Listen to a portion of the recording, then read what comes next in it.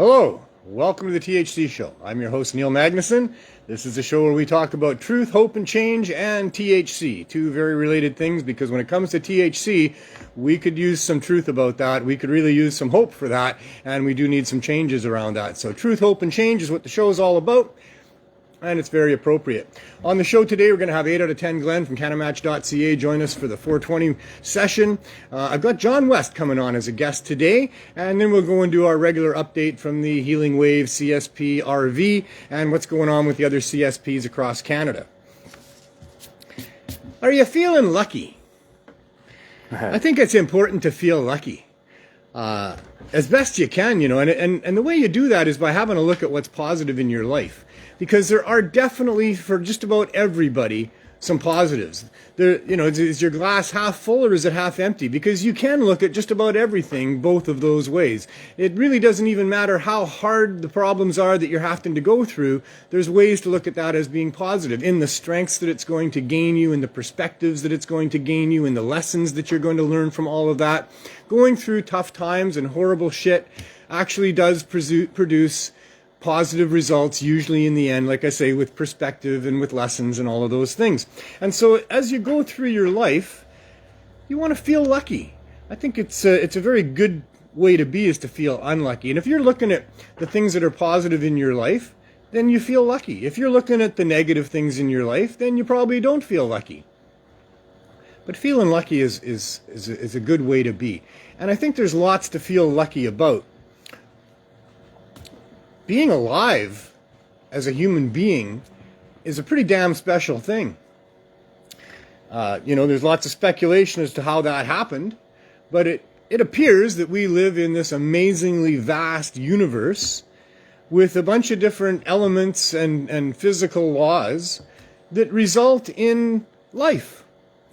And if the conditions are just right, that life can thrive and can continue to thrive. And if the conditions are stable enough, like they were on this planet, you can survive for billions and billions of years.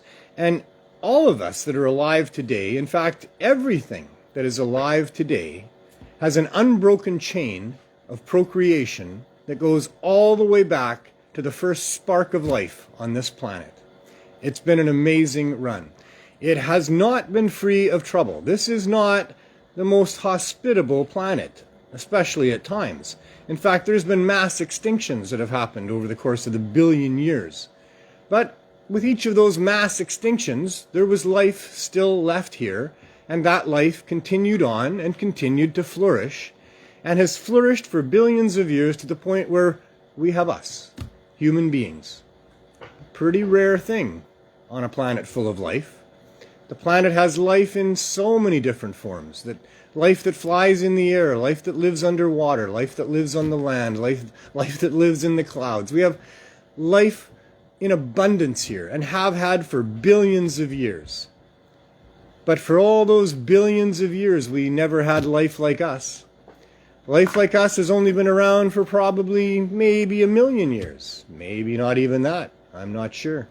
But not for that long. Only just a speck of time compared to the billions of years that this planet has been housing life.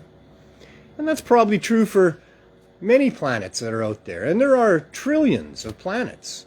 There's maybe 1 trillion planetary bodies just in this one galaxy of ours. There's hundreds of billions of stars, and each star has solar systems. Our solar system has 147 planetary bodies, and it's still counting. Pluto is a planet, by the way, and so is our moon, and so are the moons of Saturn. Based on the definition of what it takes to be a planet, most planetary scientists now understand that it's not just those planets of legend and religion that are in our solar system, the obvious ones, but it's a whole bunch of other major bodies that are orbiting the sun that are considered planets. And if there's 147 and counting in this solar system, well, you can imagine that there's similar amounts in the other solar systems. And if there's 400 billion stars in just the Milky Way galaxy, and they've all got hundreds of planetary bodies around them, and there's a bunch of free-floating planets as well that aren't orbiting suns in this galaxy, lots and lots of them, There's well over 1 trillion planetary bodies just in this one galaxy alone. And I would think, based on the science as we know it today, although we're going to find out these things in the coming years, the new James Webb telescope is going to tell us a lot about the composition of the atmospheres and the other planetary bodies and things that are out there, and that's going to help.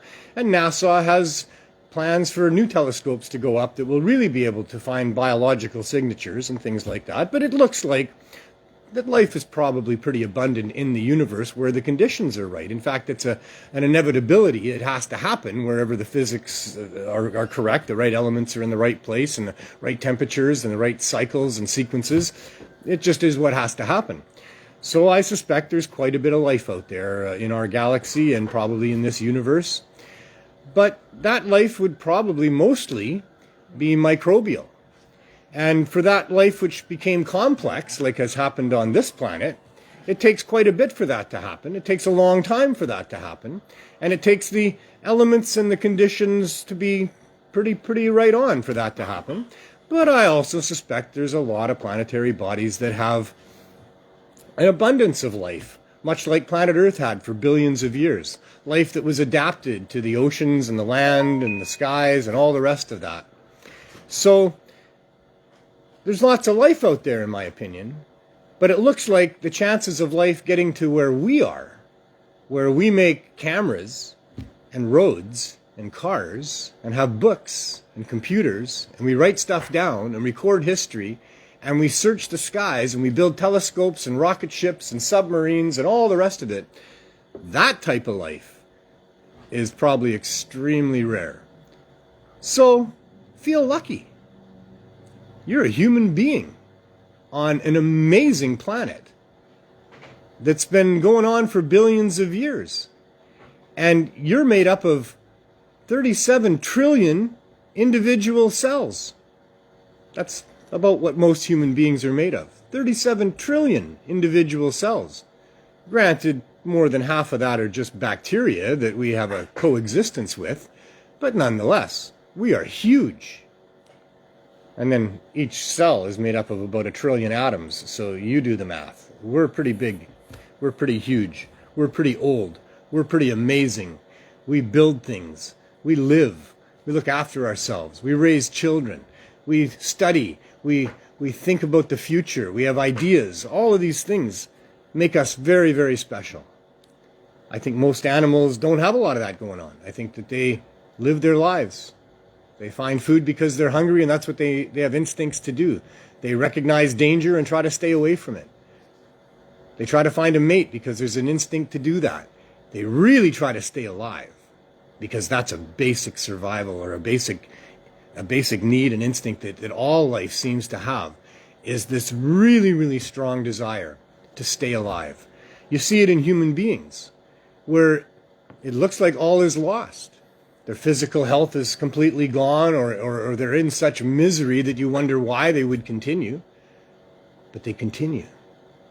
Human beings face such serious threats many times, and they overcome them because of a survival instinct that is so strong. Why? Because we want to be alive. Being alive is all we got. Without it, we don't get to experience anything. Without it, there's no hope for pleasure or sex or food or whatever it is that we desire and have all of these needs for. So feel lucky. Feel lucky that you're alive and that you're a human being and that you're on this planet. And then there's a whole bunch more you can feel lucky about too. Be lucky about what we have here. You can be sad and angry about what you no longer have or what you don't have that you would like to have. Or you can look at what you do have and feel lucky. We're all luckier than somebody.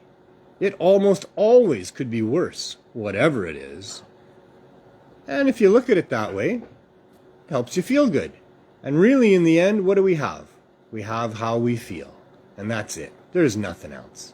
Everything we do, everything we accumulate, everything we buy, everything we try to do is all because we want to feel good. We want to feel how we want to feel. I've never found a 4-leaf clover. But I feel lucky. I found a 3, 5, 7, 9, 11 leaf plant that has really helped me in my life a lot. So I feel very lucky. If you found that same plant, I hope you feel lucky too. Mind you, you may be in a jurisdiction where you're not allowed to have that plant. Or maybe you're fearing for your liberty or your possessions or your family because you have that plant. Yeah, I wouldn't feel very lucky about that. But I would still feel lucky to be alive. I'd still feel lucky that maybe there's a chance. Maybe there's a hope that we can find a way to change things. And we can make it better for the kids that we have and the kids that our friends and other people have. The generations that come can have a better life if we do a few things right here.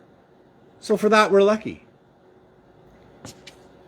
There's always a yin and yang going on. It's always positive and negative. This is the universe that we're in. This is how life works on this planet. It's yin and yang. It's up and down. It's seldom ever smooth and steady for anybody at any time. So if you're down, feel lucky. You're probably going back up. I don't know. All I know is that I was born here. I've been told lots of stories about how I got here. There's lots of ideas about what we're doing here. And what I've come out of all of that after all these years is that, well, I don't really know a lot about a lot. There's a lot of speculation about a lot of things. We're talking about very complex issues. We're talking about very long expanses of time, history, and all kinds of things. But all I know is I'm here. And so therefore, what do I want to do with that? Well, I want to stay here. I know that much. I got that instinct to survive, that instinct to keep going, that instinct to feel a little more pleasure, to find a little more of that which I like, to have some more of those experiences that I've had along the way that have really inspired me and made me feel so good. I have desires to live. So that's kind of my religion, is I think that we're here. We don't know how we got here.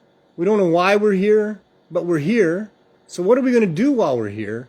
Well, we're going to try to feel good. We're going to avoid pain, and we're going to seek pleasure. And there's a lot of illusions around about what it is to find pleasure. There's a lot of people that want to tell you that for a few bucks, they'll sell you pleasure. They got this or they got that, or there's always something. But really, the best pleasure that you can get in your life is to feel good about who you are, to feel lucky in your life. And I think the best way to do that is to help other people, or to help the environment, but to help make the world a better place. I think that the feeling that I get when I know I've made a difference somewhere, even if it was just working out in my front yard and making my garden look nicer, whatever it was, if I'm making the world a better place, I'm feeling good. If I'm helping somebody else, I'm feeling good. If I'm helping somebody else, I'm feeling lucky. See, if you can help somebody else, you're the lucky one. Sure, they're lucky to have found you because you can help them, but you're the real beneficiary of that. The benefit of helping somebody is in the receiving yourself of what you get from that. So if you're struggling with what life is all about, how we got here and what we're doing here and what you could do and what it is that you want to do, I suggest you look into how you can give back a little bit. And maybe if you're not in a good place in your life and you need more than you have and you're struggling to get what you need, still take a little bit of a percentage of your time and do something for somebody else. Do something to help make the world a better place. And I think you'll get it back tenfold. I don't know about the real math on that. That's probably some biblical thing, you know. Give 10%, you get 10 times back. Now you got 100% of what you started with. But I think it's real that you get a lot back. And I think that the feeling that you get about yourself, the confidence that you would gain from that, will reach out and attract other people into your life that can help you. So if you're struggling and you don't have all that you need and you need to find ways to better your life, I think if you find some ways to better someone else's life a little bit, that'll come back. People will see that you're like that and they'll want to help you. You'll get to meet people. There's a whole bunch of reasons to do that. But I'm just here to try to convince you that just getting things, just buying the latest running shoes or having the fanciest car or all of those kind of things are kind of hollow in comparison to what it feels like if you go and volunteer for an afternoon somewhere and help some people out. Or if you can put something together in a care package to help a family that you're aware of that is struggling. Or so many different things. If you live your life with an attitude of gratitude and with a desire to give back and look for the opportunities where you can make the world a little better, make someone's life a little better, make the path a little smoother, then your life will be improved and everybody's life will be improved. And we need to get out of this bill of goods that we've been sold by those people that really just want to take our money and our energy, that they can provide you with happiness if you just buy what they're selling. We need to get out of that because there's no real happiness in that. 419, if you haven't already got them rolled, you got 1 minute. I'm going to say that I hope you all can get to the place where you feel lucky and that you can help be the change that we need to have in this world, and we can get out from underneath the thumb of those corporate greedy bastards who want to sell us happiness by taking our money and provide us with an illusion of where happiness is and distract us from the truth, which is happiness lays between our ears, and it comes from our hearts, and it comes from what we do with our time and our energy and how we live our lives. And I think if we had a better understanding of that, the world would be a better place. And one of the ways that I feel lucky, of course, is the cannabis plant. And at 420 every day, we symbolically, traditionally spark up and inhale the magical vapors of this plant so that we can feel lucky and we can think about why we're lucky. So let's do that right now. Come on in, Glenn Wells.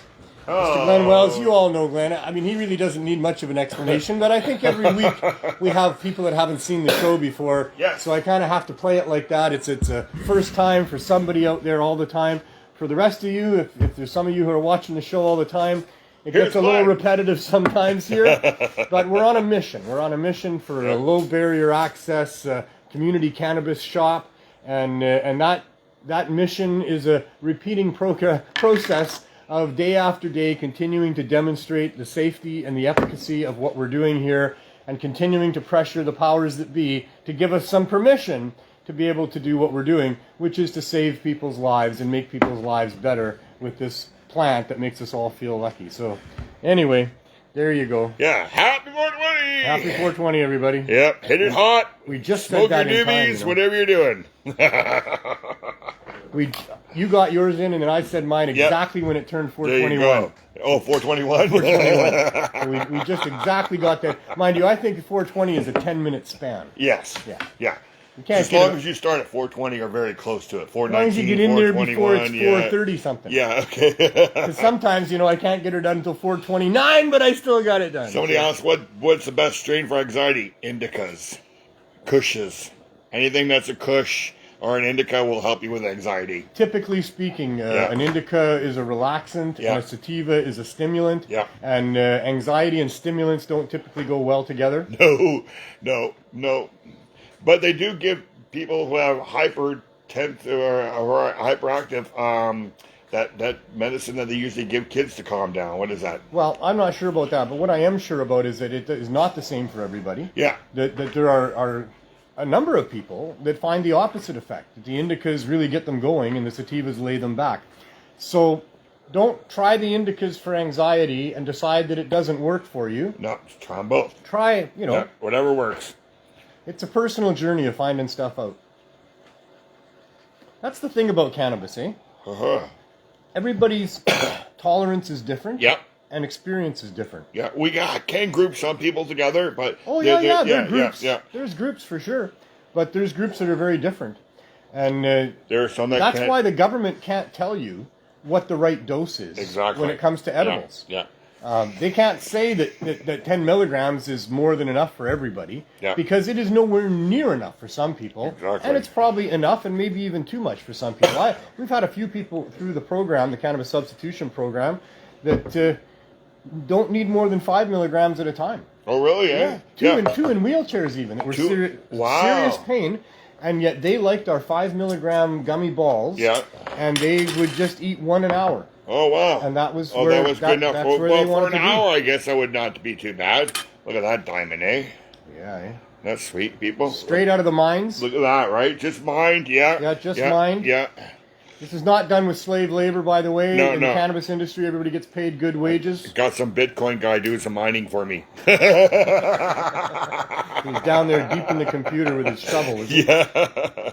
So, you wanted to know about what's going on in Thailand there. Yeah, Thailand So says Thailand has recommended.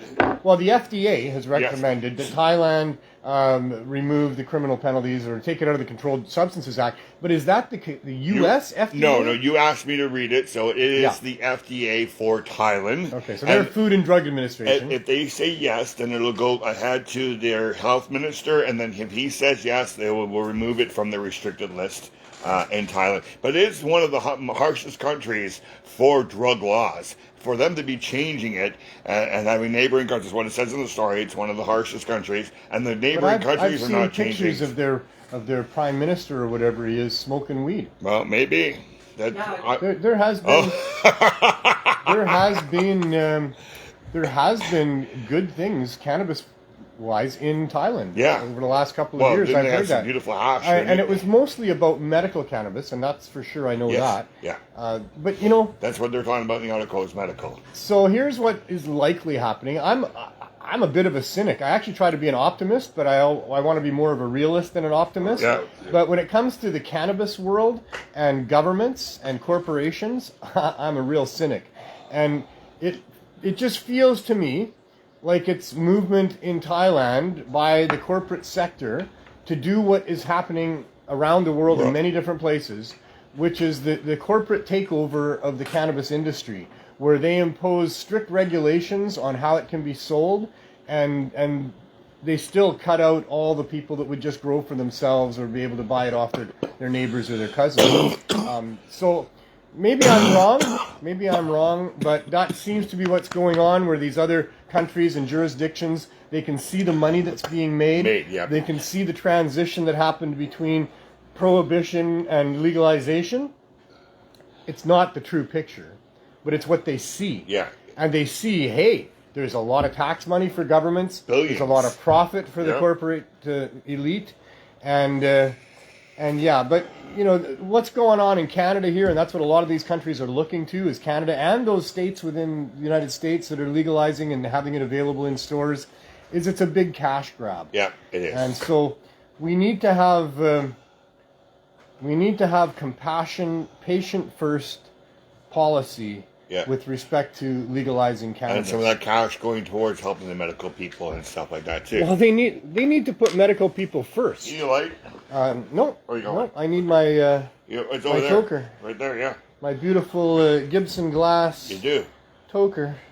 Hey, Gibby, you're supposed to give me one that doesn't break. I've dropped this one twice already. And hasn't broken, but... You got 2 weeks to his birthday, so you better hurry up. Oh, there you go.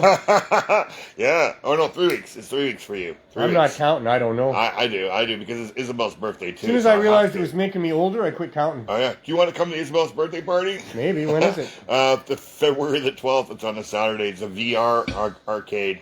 You get to do virtual reality for 2 hours. So it's during the daytime. Yeah.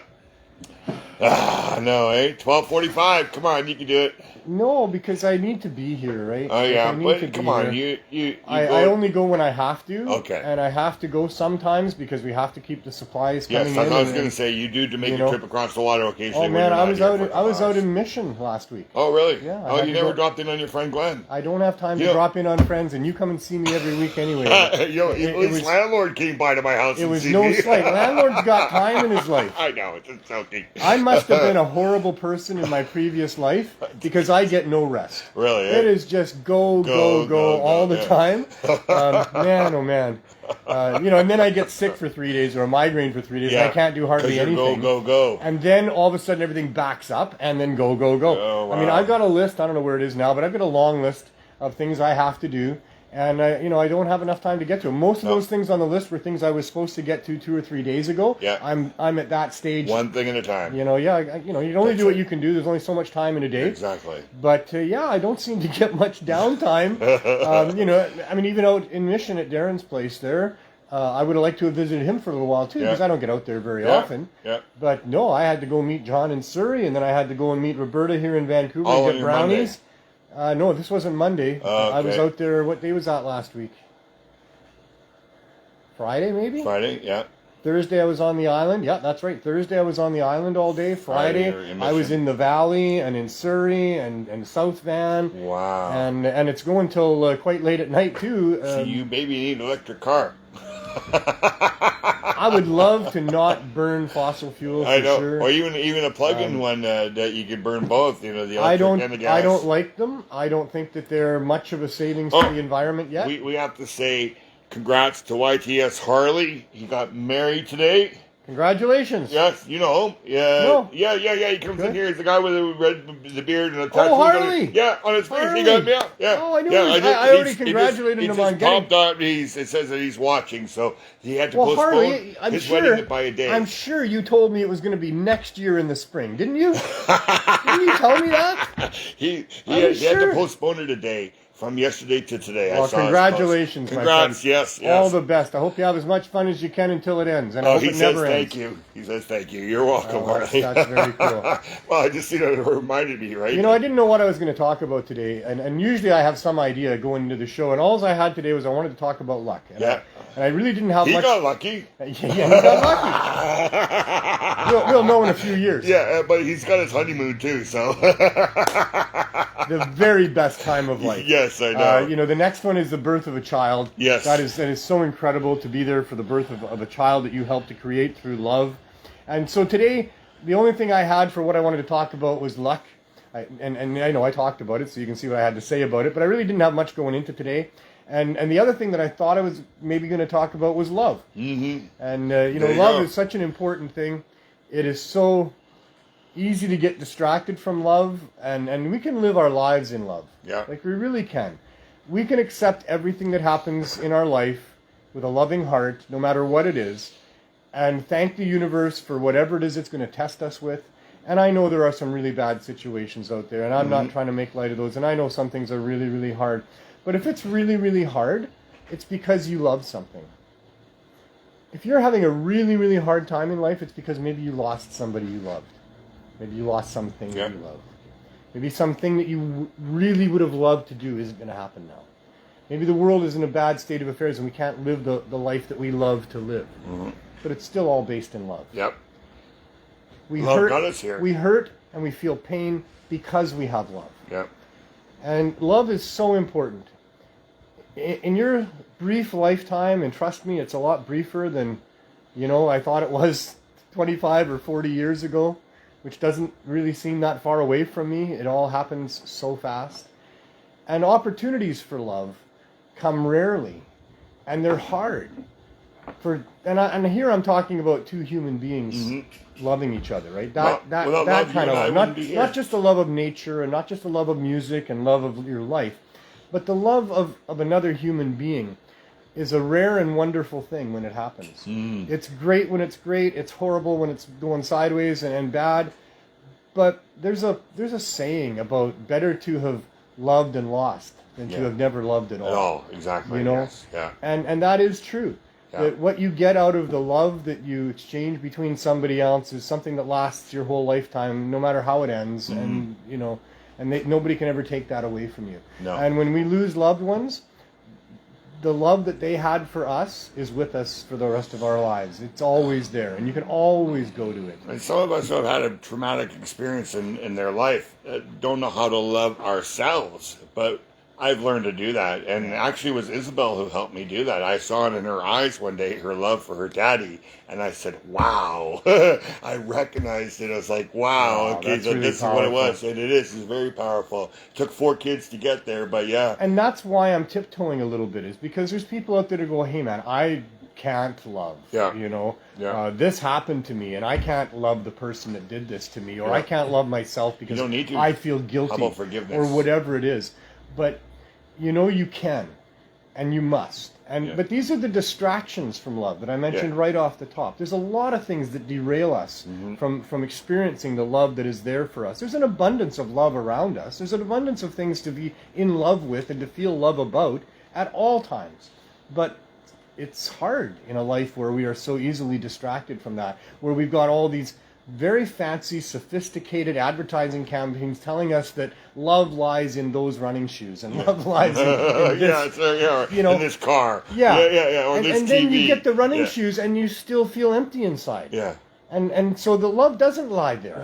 Love lies in realizing that you are a participant in a world with other human beings, and your compassion will make the world a better place, and the love will echo back to you. Because we live in an echo chamber, and whatever you put out, you get back. Yeah. So put out love, and love will come back. And it won't just come back from people around you. It'll come back from yourself. Yeah. You will then be able to love yourself. You should forgive yourself for whatever happened, for whatever you did or didn't do. Yeah. Forgive yourself.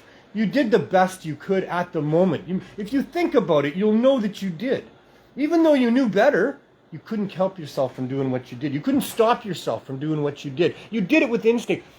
You know that you did it because at that moment in time, that's just what you did. That was the best thing to do. That was what you thought was the best thing to do, even if it was the wrong thing to do and you knew it the moment after. Yeah. We do the best we can, moment by moment. We all have. And we are all hampered by life's experiences, by other people's evil, by all the things in the world that would distract us from love. We are all hampered by that. But we can get through it. And it's important to get through it. And so, yeah, I love your story. Mm-hmm. You are a success story that has inspired so many people, and I've seen so many people say that to you. And say that. I don't know why. I'm just a guy, right? You're just living your path. Yeah, you're just doing your thing, but you're sharing it with people. Yeah, and you know what, people, important. you're not perfect. When you might make that decision and think it's the best decision, but in the past, and later on you find out it was not. That's just shaping you, who you are. You've learned a lesson, and you move on, and you don't make that mistake again because you just learned that lesson. So it's okay to make mistakes. You don't have to beat up on yourselves. Right? For me, there's one thing that really was my foundation of so much of the other sayings that I have. I'm a guy all about sayings and things, And that is that there's only two types of things in life. There's those that you can change, and there's those that you can't change. Yeah. Of all of those things that you can change, there's only two types. There's those that are worth the effort to do it, and those that aren't. Yeah. So if it's not worth your effort or you can't change it, let it go. Yeah. Move on. Don't obsess over it. Don't get stuck on it. Life is a river.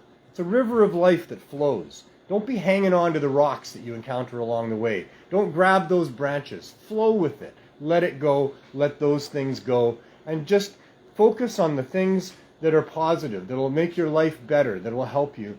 And that's the way to do it. It's all about your train of thought. We get one thought at a time. It's a train. It's moving around. And you can be the conductor of that train. If you aren't the conductor, your train is on autopilot. And most people's are, most of the time. Autopilot is what's there because that's what we've learned. That's the instincts we've taken on generationally through our DNA. It's just who we are. It's what we do. But we can do different. We can think differently than that. We can change that. We can say, hey, these are my instincts. This is what I was taught to feel like. I don't want to feel like that. Yeah. I don't want to behave like that anymore. For me, it was mentors. It was and that was through the books Neuro-Linguistic Programming. Yeah. A series of books. I highly recommend them. Quite technical, but still all about how you can recognize the patterns of behavior that are going on with your thought processes and your internal dialogue that drives all of that. And you can go in and recognize what it is, recognize which ones are helping you, which ones are hindering you, and you can change your internal dialogue. You can change your default on how you respond to things. And then you can take control of that train. And when you're driving that train, you can take that train of thought and drive it to wherever you want it to be. And if you drive that train of thought to places that are going to enhance your life and better your life, well, you're going to have a better enhanced life. It's just as simple as that. So just like that girl that just got hired as our GM. She said she had Vancouver Canucks on her vision board. I saw that, and now she's working for the Canucks. Vision boards are great, by the way. Wow. Yeah. You're like, wow. I'm all about vision boards. What you visualize, the universe has a way of making happen. Visualize that permit. Not always like you think it's going to happen. You're not going to get there the way you thought you might get there. Be careful what you wish for and what you visualize for. What you visualize for, yeah. But I'm a big, strong believer in creative visualization. Yeah. It's a big part of how we get things done. Amazing, yeah. It's how everybody does things. Whatever it is that you're doing, you thought about it first. You visualized it first. But also when you're playing baseball and you're the pitcher or you're the batter, the coach always tells you, visualize hitting the ball. Exactly. And what do you do when you do that? You hit the ball. See the puck going into the back of the net as it comes off your stick. Yes. I used to run construction crews a long time ago before I changed my life 20-some years ago to do this. But I would take my guys down to Lynn Canyon. Yeah. And on lunch breaks. Yeah. And we would run the rocks. Okay. Because it's so cool. Yeah. There's enough rocks there, places you could just jump rock to rock to rock to rock to rock. And because I was always trying to teach the guys that were working for me stuff. I'm dumb that way. I'm really annoying, I'm sure. But I would take these guys down there and I'd be telling them, like, because I was a big fan of visualization at that time of my life. I'd really hung on to that, and it was really changing my life. And I would say, look at how you run these rocks. That each time before you jump to that next rock, you've had a look at it. I see Cato doing his thing. Before you jump to the next rock, you see it. Yep. And you see yourself landing on it properly. Yep. And if you see yourself missing it, that's when you miss it. Yeah. If you see yourself stumble when you're running, that's when you're going to stumble. You're throwing your joint around? Yeah. That's drug abuse. Well, the whole trick to these glass tokers here is that is the tubes. But he's going to come down, isn't he? He's going to come down, I think. Well, maybe not. Now he's going to go up to John's hand. Okay. All right, there you go. He's pretty good, John. Yeah, he should be all right. If he comes down, then the people at home might get to see what happens. Yeah, we're going to see a funny cat commercial. a cat falling off a cabinet in a tinfoil pan. That's good TV. Yeah, that is.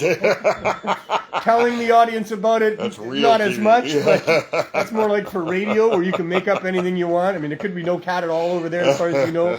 But when you have a visual medium, you want to have the visuals going on. That damn Cato is always stealing the show, man. Yeah, well, I wish he would. I put this here for him so he'll come and visit us during the show, but he's not very happy about that. He seldom comes. Did you do catnip today for him? No, I know. I know he's a little bit attitude. He's got some attitude this afternoon. Well, Glenn, there was just something else I wanted to cover a little bit with you. CannaMatch, we're getting the commercial together. Talk to Todd at CLN. We're getting it all done, and I'm going to be advertising in Size magazine. Also, starting in February. So beautiful. We're getting CannaMatch.ca. Getting it out there. That's where you can find a cannabis-friendly mate. Or just a cannabis-friendly friend. Smoking friend, yeah. And if you're in a new area of the world and you're out of your own area and you don't know where to hook up with cannabis, CannaMatch.ca. There's usually somebody in whatever area you're in. You got thousands of members at this point. 4,520. There you go. There you go. And much more to come because there's an app now, and now there's going to be advertising. And we're waiting for the new Apple update so we can put the app on the Apple system. And if you join, then you'll be one of the people that other people can contact when they're coming in from out of town, and maybe your friend can hook them up, or what I'm saying here. Make a friend. So CannaMatch.ca is a wonderful thing to unite the community, and we really do need to have the community united the way we've been torn apart by this so-called legalization. The other thing I wanted to mention is nice shirt. Thank you. Nice shirt that we both decided to wear today. There was no memo in from There wasn't. This was not coordinated. We're not the Bobbsey twins or nothing. But you could have wore your. But I don't know why you wore yours, but I do know why I wore mine. And support. The Martin Warnke Siemens case that's been before it was a constitutional challenge. Yep. And so that is still being heard. 26th, 27th, I believe, coming up this month is when there's going to be some more final statements. That's coming up right this week. So this week, yeah. Yeah, so we'll get a report on that back for you for next week's show about what happened there and what's happening there. We're not going to get a decision for a while yet. I mean, I remember when we were hoping it was going to be before Christmas. Yeah. We've been saying that the health minister or Health Canada is not giving us permission to do what we're doing here until that case is ruled on. Oh, yeah. I kind of believe that was going to be the case. It really is a parallel to what we're doing here in a lot of different ways. Yeah. Medical dispensing, compassionate dispensing, and all of that. So we'll see if that's what the government is waiting for. I wrote a letter back in response to the email that we got from that ministry. I thanked them for their letter. I informed them more clearly about how the jury is not out at all with respect to cannabis being effective in helping people offset the use of opioids and get through withdrawal. And I really impressed upon them in my letter to them that time is of the essence here. Time is crucial. Every day people are dying, and they need to give us a ministerial exemption immediately. 2 weeks. No, you say that you're hoping that the decision will help speed up your permit. But we already have a decision where our judge said that medical people need access, and that was the MMAR. But Health Canada has not done anything about that either, right? The case in Alberta, Queen's Bench, recently, where many statements were made in support of what we're doing here. Health Canada and the federal government are just delaying because they want to delay. Not because it's important to their decision what happens in this case coming up, just because they don't want to give us permission to sell in what they see as competition to their legal non-medical stores. Wow. And it's absolutely disgusting that it's a financial interest that is blocking our ability to get the support that we need to reach the people that we should be reaching. There's people falling through the cracks here. There's people that we're not able to reach because we don't have the support of the federal government and because we don't have just a piece of paper with a signature on it. I'd love to have some actual support from them as well. Financially, we could use help, I'll tell you. But, just that piece of paper with a signature on it, other people would then help us in ways that would make the program expand to what we need it to be. Exactly. So they're really impeding our ability to save the lives of the people that are being lost here on a daily basis. And I corrected you on the last show, and I was wrong. The 5 or 6 or 5.5 people or 5.7 people that are dying, that is in the Vancouver area. Downtown east side, right? Not downtown east side, but in Vancouver proper. Okay. So that's a huge amount of people to be dying every day. Add them up. Look at their names. Write their names down every day and keep a list and see how that list looks after a while. Even at 5 people a day, that's 150 people a month. These are not only people's children. These are people's children that were abused at some point in their life or suffered traumas in their life that caused them to go down that path of using those types of drugs. They are people who were injured on the job site, injured in work in car accidents, people who, in many cases, through no fault of their own, ended up on opioids and ended up not being able to get those things and ended up spiraling in their life down into these areas, being homeless and hungry and desperate and in pain and unable to get off of the drugs that they're on because they can't get withdrawal or can't get through withdrawal. These are the people that are being afflicted by this scourge of a poison drug supply, number one. But number two, and maybe it should be number one, we wouldn't have a street-level drug supply if there was a safe supply of the drugs that people want available to them in a store that you could walk into and with proper regulations get what it is that you need for yourself. We wouldn't have any of this going on if it wasn't for corrupt governments that have decided that the pharmaceuticals are going to be controlled by doctors and the plant medicines are going to be illegal, and if you just want to kill your pain, you can get drunk. Mm-hmm. Shame on them. I know, eh? So anyway, get me going again. Glenn, thank you so much, my friend. It's really good to have you visit all the time here. We'll see you next week, I love the journey that you're on. I love the journey you're on. I love that you're sharing my journey. And I love the fact that you and I are going to take a journey together this coming summer. And we're going to change the world, one community at a time across Canada here, while we take the CSP's message across Canada with us. All right. So Sounds good. my friend. We'll see you next week. See you soon. Always fun to have a 420 moment in our session, and it always does set the mood. Today I have a guest with me that's been an activist in Vancouver for longer than I know, and not just probably in Vancouver as well, but he's been around for a very long time. He was one of the first people that I met when I finally decided that I would quit my job and become an activist full-time. I've been doing part-time activism. I'd go into all the pot rallies and things like that prior to that. But I did decide that I had to quit my job, and I opened what we called the Vancouver School of Drug War History and Organic Cultivation, right down from Main Street on Hastings. And for 3.5 years, that place provided an option of cannabis to the hard drug users on the downtown east side. And so one of the first people that I met during that was a fellow named John West. We had just opened the herb school, and I was heading to cannabis culture, and at the corner down from where the herb school was, I ran into John West. Now, I knew John from the pot rallies prior to that, but this was new for him, that I had quit my job and now I was working full-time, and that we had opened a dispensary, and that we were going to start planning all of our activism from the herb school.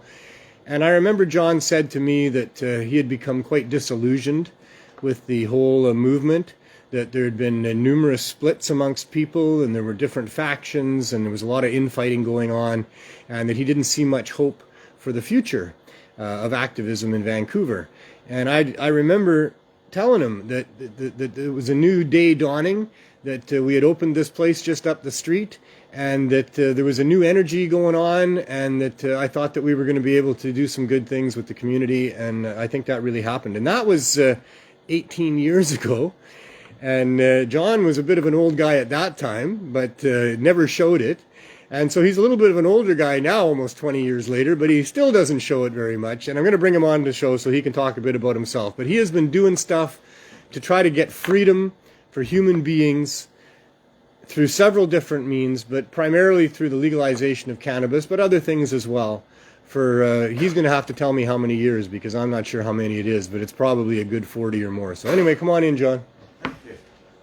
Sorry to keep you waiting. Not at all. It was a delight. Really good to see you. Thank you. Yes, and thank you for all that you've done over the years. You've been an inspiration and a real good source of positive energy, the fluid druid that you are, sir. Yes. So tell me a little bit about being a fluid druid. Well, fluid druid is, you believe, Mother Earth, Father, Son. We give them personalities we're not ashamed to, just, Yeah. And it changes at midday. So Father, Son gets us up. And at lunchtime, Mother Earth takes over and gives us a nice afternoon. And then the night comes. And so you are a child of this planet, is what you're saying. Well, I was born an angel. You were born an angel. All these people here were born angels. And if we are not angels today, it's because we fell afoul of all the traps along this path that we have to, so that we have some understanding what the nature of really speaking only the truth when we possibly always can. And if we can't do that, if we begin to make it as a business to profit from that kind of thing, we lose our way in the wilderness. And if you try only to speak the truth, your life stays simple, and usually you get the ideas. However, I was thrown out of England when I was 23 because they thought I was a communist, which I... So what year would that be? Pardon? What year would that be? That was 1959. Yeah, October. So 63 years ago, coming right up. 63 years ago. Yeah, this October. And you were a political outspoken person at that time, to the point where you got kicked out of your own country. Yes. Good work, John. You must have been doing something right.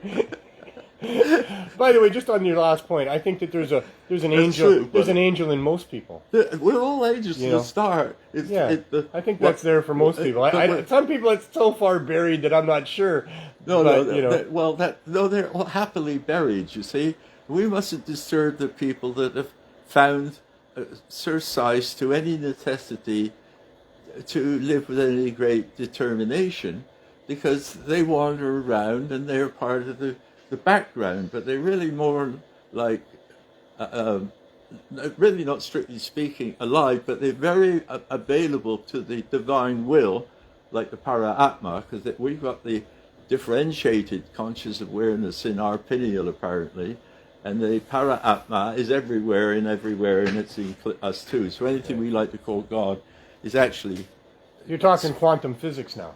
Well, these are only words. It only took them till recently to figure out that what you guys have been talking about for hundreds of years was actually true. That everything is connected to everything. In the nicest possible way. Now, maybe I'll just counsel you on one thing. When I abandoned the scene, I'd already been to the Supreme Court. Did you know that? In the UK? No, in here. Canada. When you abandoned the scene here in Vancouver for a little while. When I met you. Yes, I know you. And I felt that I needed to pass on to somebody that at least the energy, or I hoped I'd find somebody who had the energy I had lost. I was worn out, and I couldn't take it anymore. So I escaped, and I went to paradise for a while, and different agencies came along to help me to live in this beautiful place with a beautiful woman, and they were all part of an intelligence community that I happened to have stumbled into because of my dad and his army of associates. You want to smoke some weed? Yeah, I'd like to smoke a little weed. I might. Oh, a little water actually might be preferred. But okay. Yeah.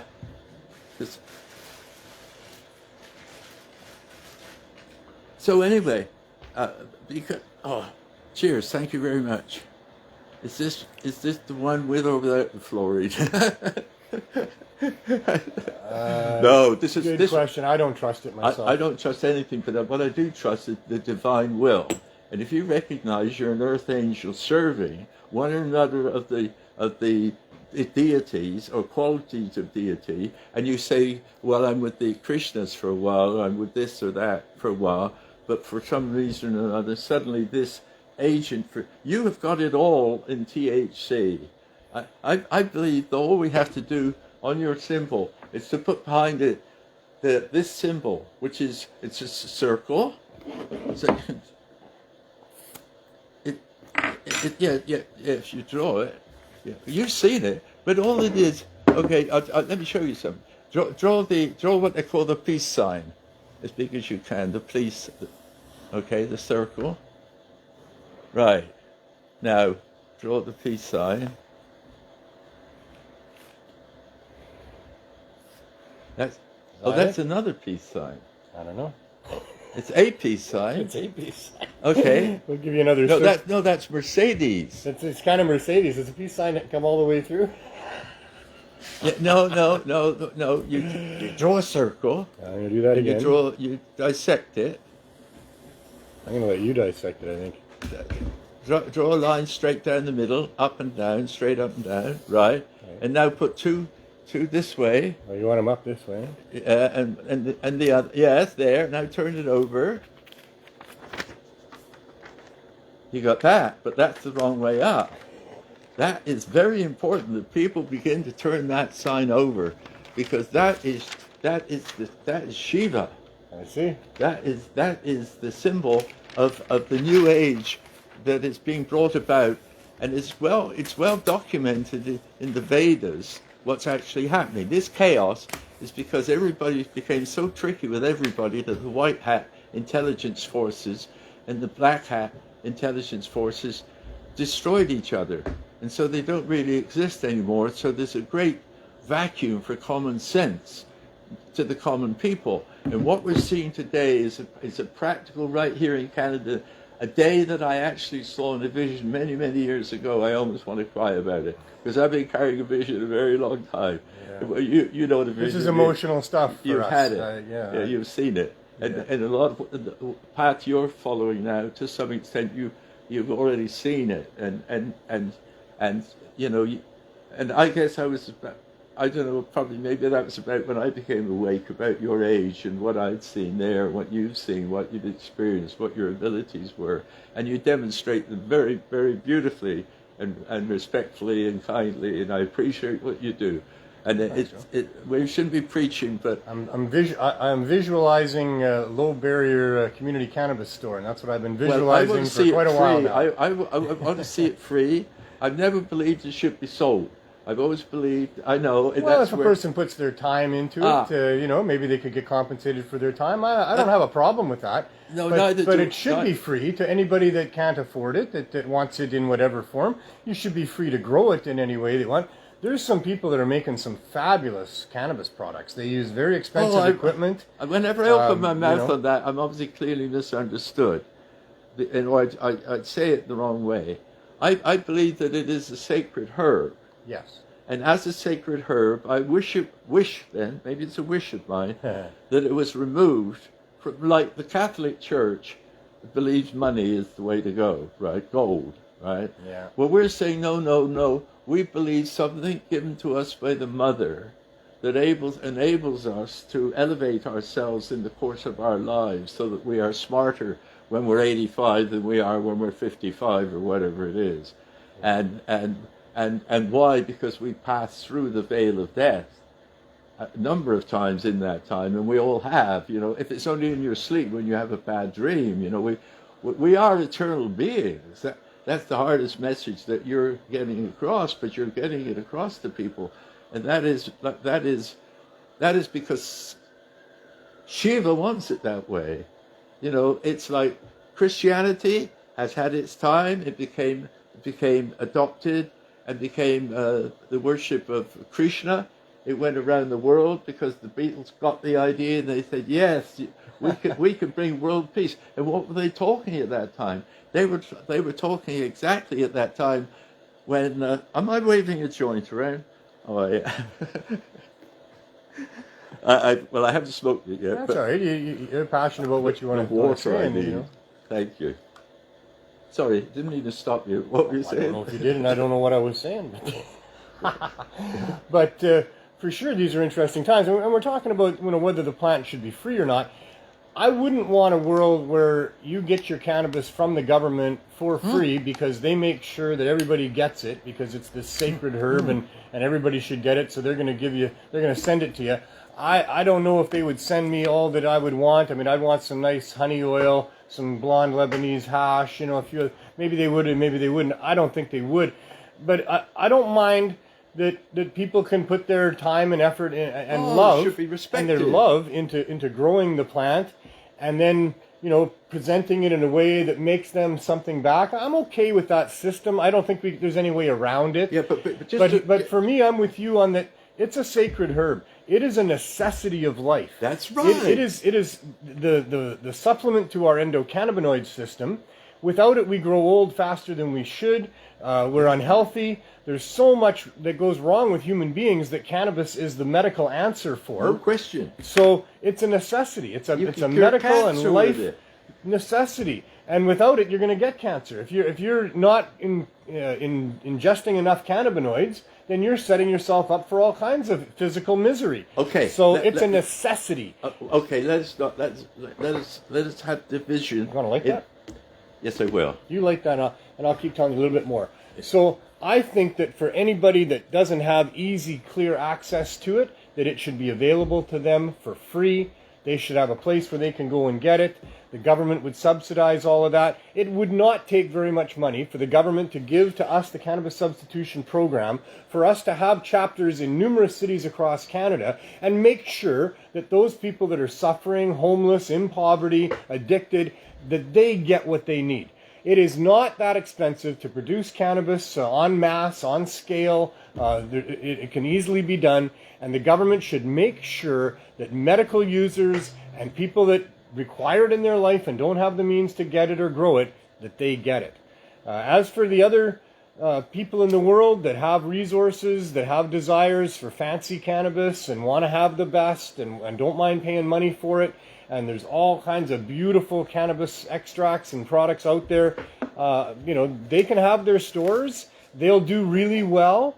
They do not need to exclude all of the poorer people and the medical users that now don't have access to cannabis in this legal market, because a medical user can't get high-dose edibles that they need in a government store, and even the government weed is suspect for someone who's a medical user, and it's way priced out of just about anybody's price range if you need to use a lot of cannabis for your medical stuff. So they need to be looked after, and that's what we're doing. That's what didn't happen with legalization that needs to happen. We fell off the ridge there. I beg your pardon. I obviously touched a spot for which you have a strong and entirely appropriate approach. But in that book there that I brought today, that one, right? That was led by a group. Brother Leroy, Jan, if you're watching. Oh man, we got some of Brother Leroy's stuff here. Some wood tables that he made. Look, that's Brother Leroy's up there on the fridge. Oh, so. Oh man, I should almost bring that down. I'm not gonna, but No, not. no, it could cause problems. You need to. No, I got this here. So We'll share a joint, John. I'll share a joint. I'm not afraid of you. Art never. Don't even think that way. I am an angel passing by, and I was happy and graciously received in our brief 2 encounters. The other encounter, if you had paid serious attention to my concern, that thing that went wrong that day down at the thing would not have happened. Justin, I'll tell you a story about myself. You're talking about 2015 at the art gallery, or at the art gallery with Cannabis Day, and the cops arresting a bunch of us. That's right. But do you remember the night before? You don't. No, you wouldn't remember the night before. No. But for some reason, I said, I think they're about to escalate it, and that was about the only other thing I said to you. I do recall that. Yeah. Well, we were having all kinds of issues about it. They chased us off of the side we always went on and told us that we had to go on the other side. And then we thought, oh, well, that's okay. We can make that work. But that wasn't their plan at all. And you were very right about that. And we were all thinking there was something going on. But yeah, I don't know if there was any way to avoid it. I wasn't a part of the of what's his name's group, the cannabis culture. Right. He and I didn't get along right away, and largely because he came with the idea of making this, whereas those of us who were using it in a sacred, fluid, druid way were growing it, passing it around, planting it, and making an underground. You were going to flood the society with cannabis without making money on it, and achieve legalization that way. And Mark was about selling seeds to make money, to use that money to fund other legalization organizations. I think both of those ideas have their merit to some degree. But the thing is, at that point, anyway, I don't need to go into details. But anyway, there was some stuff that upset me a little bit, because it seemed not to be playing the game, And I didn't realize that I'm not a businessman, and I'm still morally and ethically concerned about certain things. Right. When they reveal themselves, I said, oh, well, then that's okay. Leave it. It's all underwater under the bridge. And that's what we're doing. Now, what we're going through in this period, some of us are like avatars. I think that idea is now out there. In other words, we were before our time. We got here too soon. And even now I'm I was pretty close on timing, because I have a certain spiritual connection with my divine, which is dropping stuff in on me, because now I serve Shiva as a presence. You can talk to the moon, you can talk to anything, because you will get a response, because you are generating widening the band of what you're taking into your head. Okay. So when we do that, we look at the current situation here in Canada right now. They tell me there's 70 miles of truckers going, I don't know whether they're loaded or not, going to Ottawa to complain on a variety of things. It's primarily about freedom.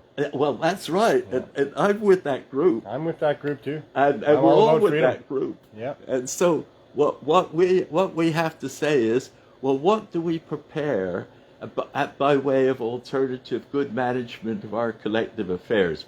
Government, in other words. How are we going to do things now? Well, I propose, and I've been fighting for, personally, none of the above on the ballot. Oh, that goes back to 1997. There you go. 1997. You've been talking about that for a long time. Well, a lot of people... I like to consider myself to be results-oriented. I hope so. Yeah, I don't want to bang my head against a wall that's not going to do anything. Don't worry anything. I try to be positive. I'll do whatever is the right way to get results. Let the fear of failure go. You cannot fail. You have already succeeded beyond my wildest dreams. Look what you've done. Right? But my brain right away goes to extrapolating, can this or can this not work?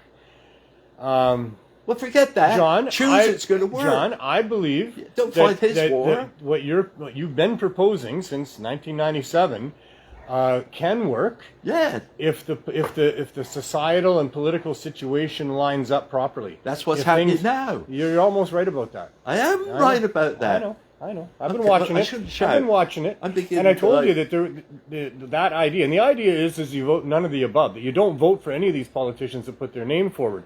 Of course, most people have political affiliations. They have unions that have political affiliations or other things that they think these political groups are going to do for them, and then they take voting seriously, and they're paid a lot of money. There's a whole lot of advertising and a whole lot of incentive to vote for political parties. They have their membership and what have you. So it would take the right political and societal situation for the majority of people to vote for none of the above. It could happen.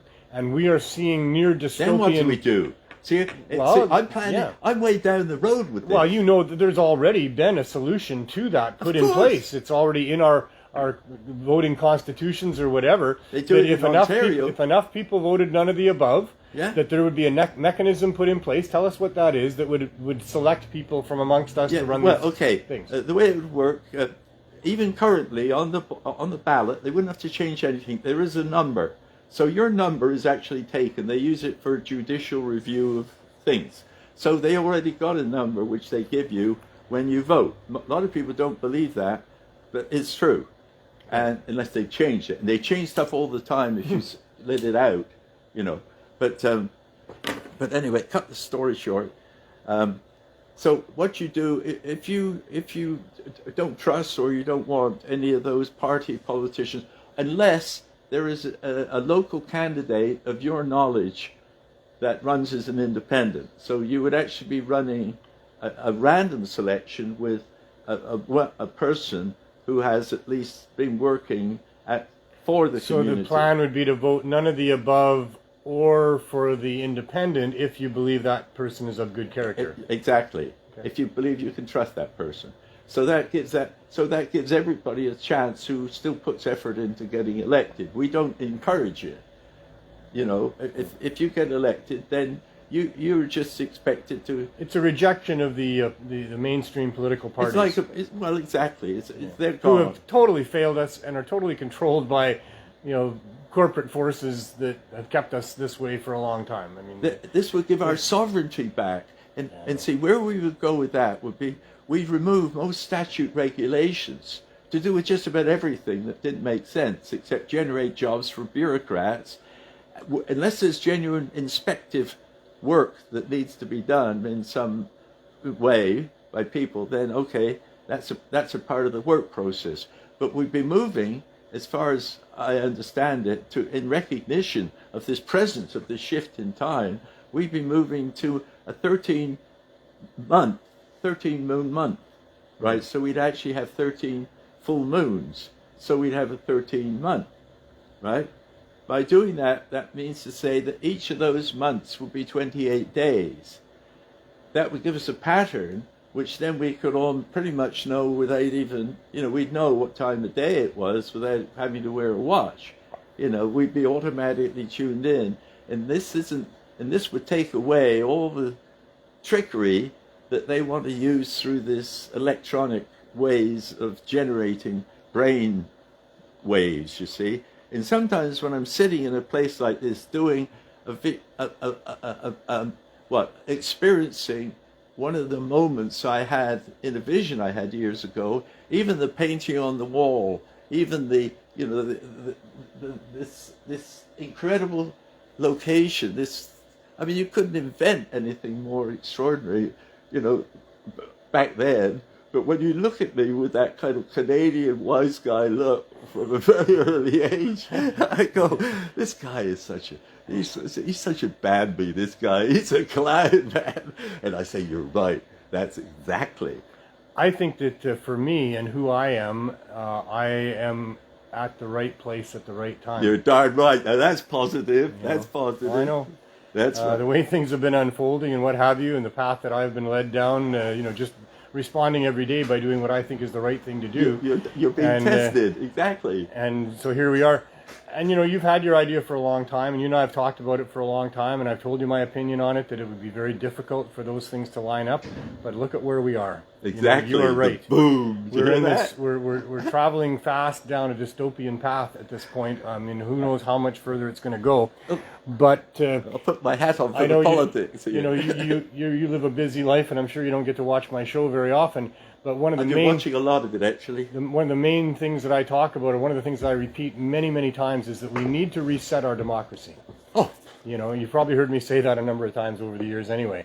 We need to reset this democracy. We need to sit down as rational human beings, sovereign individuals with needs, families, futures, and we have some needs that could be met by some people that we would happily pay money for, to help us with education, to help us with medical things, to help us with, you know, the things that people need. And that there is a role for government in a society. There's a role for management of things. But what's happened is that this what we've got here, you know, might have started out to be that idea of a bunch of sovereign people getting together and say, how do we want government to run? But I even doubt back then it wasn't corrupted. It wasn't. But it's been so corrupted ever since, for sure, and it continues to be escalatingly corrupted, and we really need to stop this before we just become nothing but That's why these guys are driving the trucks. Okay. See, let me just tell you my observation after all the years of watching Canadians do their thing. First of all, for a long time, I still don't really know if I'm a Canadian yet. You know, I'm certainly a landed immigrant. I've, you know, knock on wood. Been here long enough. Been here long enough. And I've been here long enough. Well, not really, because it's still amazing to me. Because New Chalmers, the people, all the history I've learned about how the tribes did their thing to one another, and then the British came in, the Spanish and did their thing, and then the Russians came in and did their thing. And then I showed up with a job on me from my grandfather that I had to do something to bring about a settlement with the native people. When I came to Canada, he said, "You'll have to go to Canada, cold feet and little boots. You'll have to go to Canada and take down roots and put down roots." Right. And it's like a curse almost. It's gone in my mind ever since. And so I've been in this strange world where, you know, well, but by the time I'd thrown myself at the law and got myself all the way to the Supreme Court and before a jury trial, and I told you the story, did I? Yeah, you haven't told them though. Oh. Well, those people in there, they're still out there, right? They're still watching you. Oh, well, that's all right. Tell them what you did at the Supreme Court. What? Tell them what you did at the Supreme Court and what happened. Oh, at the Supreme Court. Okay. Which bit of it, though? Because, Supreme Court of Canada, or... it's your story, don't ask me. I mean... Okay, I'll start at the top. Okay, Supreme Court of Canada. First of all, I dressed up for the occasion like a fluid druid, right? I had like almost a Jesus-like thing, right? And what year is this now? This is in Ottawa. Yeah, what year is this? Oh, that's a good question. Top of my head. Oh, Lord, in the 70s. In the 70s, so yeah, it's 40-some years, 50 years ago. Yeah, something like that. Okay, yeah. Right. Dave, I've got the paperwork. I didn't mean to put you on the spot. I just wanted to get a sense of when we're talking about. 50 years is fine. Is it. Yeah, somewhere in the 70s. Yeah, well, I was on application to appeal for my sentencing of 3 months in jail and a year's probation for cultivating marijuana, which I did publicly, right, or semi-publicly, where the cops would drive by and see it. Right. And I grew 42 plants, one for every year of my life. I was 42 that year, and I just doubled that. Now I'm 85, so I'm over that hill too. And you got your 170 plants grown at this point, do you? No, I have no practice. That's 2 per year. Once you hit 65, then you get 2 per year after that. Oh, well. These are the new rules. I said we're resetting government. Well, no. Okay, this is where we have a nice debate, because this is where single men will come out with their best ideas. Nobody's trying to do a better idea, but the best idea that you can get, and everybody. Oh, okay. No, I can't do that. I got to talk to you. This is a real person. When I'm doing my own stuff, look up Rainbow John 1 on YouTube. And you'll see me going back 10 years or better. So you got 3 months for cultivating, Yes. and what did you do with that? Oh, I had a great time. You served your 3 months? Yes, because I got 10 days extra for attempted escape. You want me to tell you that story? Sure. Okay, we're back in the courtroom. I've got to put my head back in time, somewhere back then. Okay. And I knew that, it was a done deal. And the first part of it was well, Mr. West, now we have a number of jurors here. You have the right to choose the jury. And I go, thank you, my lord. I'd already done a bit of stuff before. And so this guy comes out, and he looked exactly like a cop, I kid you not. He was a big, square, big guy. And I didn't really like the look of him. And he was kind of looking at me like kind of strange, right? And I said, no, thank you. And he kind of so slightly shook his head, right? And he walked away. And afterwards, after the court, and I was outside with a couple of my friends, right? Because I only had, 2 people with me, both ladies, fortunately. And good-looking ladies, too, that helped. Fortunate.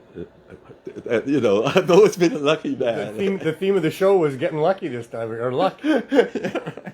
Oh, luck, you tell me about it. No, You've got to be positive thinking, and you have to let your dreams come true. There's a good song about that, too. I like singing that song, but I won't do that on this occasion, but I like that. I think dreams do come true, and the problem is, if you're on the weed as long as I've been on, you have to take breaks, otherwise you don't dream at all. So you need a good nightmare once in a while and a near-death experience periodically when you come off your fast, so that you can really engage. I get that, actually. I get headaches sometimes from migraines, and during that time I can't smoke cannabis, so sometimes... And I actually have cannabis hyperemesis syndrome, although I have not suffered about in a few years now, really. But for quite a while, I was having a 7 to 10 day purge and restore. That's how I called it. And vomiting like crazy for 4 days. And then headaches after that. And then for 7 or 10 days, it's just absolute misery. And then it would break, and I would feel hungry all of a sudden. I could have some soup or something. Wow. And then if I had a toke, like the next afternoon I'd have a toke or something, and wow, Pink Floyd never sounded so good. Or, I was swimming at the public pool, having a toke in the parking lot, listening to Pink Floyd before going in, and it was like the amazement that happens sometimes with cannabis. But I do get those periods in my life. Now I only get like 2 or 3 days at a time if I get a headache from something, and during that time I can't smoke. But I do dream more so, or I'm more aware of my dreams. Right. Because that does happen. I do get those breaks fairly often. So I do know what you're talking about with that. There is more vivid dreaming, or at least more recollection of the dream, if you're not smoking morning to night, which a lot of us do. Well, what I sometimes have trouble bringing a word out that makes any sense at all. Easy for you to say. No, that's for me to say. And on the other hand, I might be saying something to somebody who can only interpret this quality of listening and reading. You see, some of them are not too bright anymore. Oh boy! And sometimes, if I don't keep up smoking, my good old Bongo here, we lose track of what we're doing. So, you wanted to tell me more about your court experiences. Oh, which bit? Well, we started with where you got 3 months for cultivation. Oh, right. And then we got the guy that was going to be at the jury. Yeah. And then he meets me outside the court. See, we're carrying on exactly right here. That's right. Our continuity is good in spite of... Well, they might not think so, but I think we're right where we should be.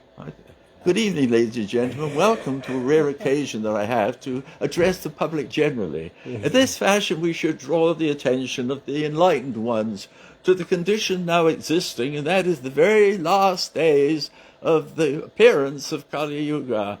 And now we are now entering, with the help of Lord Shiva, calling Lord Shiva, Viva Lord Shiva! What we're doing now, we're saying, Lord, You're moving us away from the madness of the past. We're becoming wiser and wiser and more beautiful in our past. A past lucid that's fluid way druid. behind us. I am a fluid druid. And You're a fluid druid. a lucid fluid druid. That Easy goes for me with to the say. game. That's what we do. We don't write. We talk.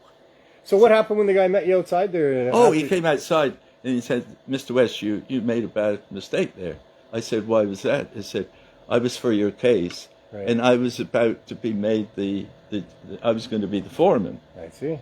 And he, he sort of shook his head, and I went, "I blew it. You can do shit like that. You know what? Tell me about it. Tell me about it. Being human is a condition. That's the condition we have to operate with. Well, because in that moment I was just too arrogant. Yeah. I thought, oh, here I am. I could get rid of this Parker. Right. He looked like a cop to you, and moment by moment doing the right thing, what we think is right. Right. It's everybody wants to do the right thing all the time. The trouble is understanding what the right thing to do is all the time. That's the real problem, because it ain't easy lots of times. Life is not And more lots than of times a it's the choice. opposite of what you thought it was. But then if you can laugh at it, then you're doing fine, right? Oh, I'm laughing at it more and more here's something you like. I've been putting up my stuff, which is this kind of chatter, talking head stuff, trying to make sense and bring sense in. Because if you put stuff out, then it's like having a puzzle.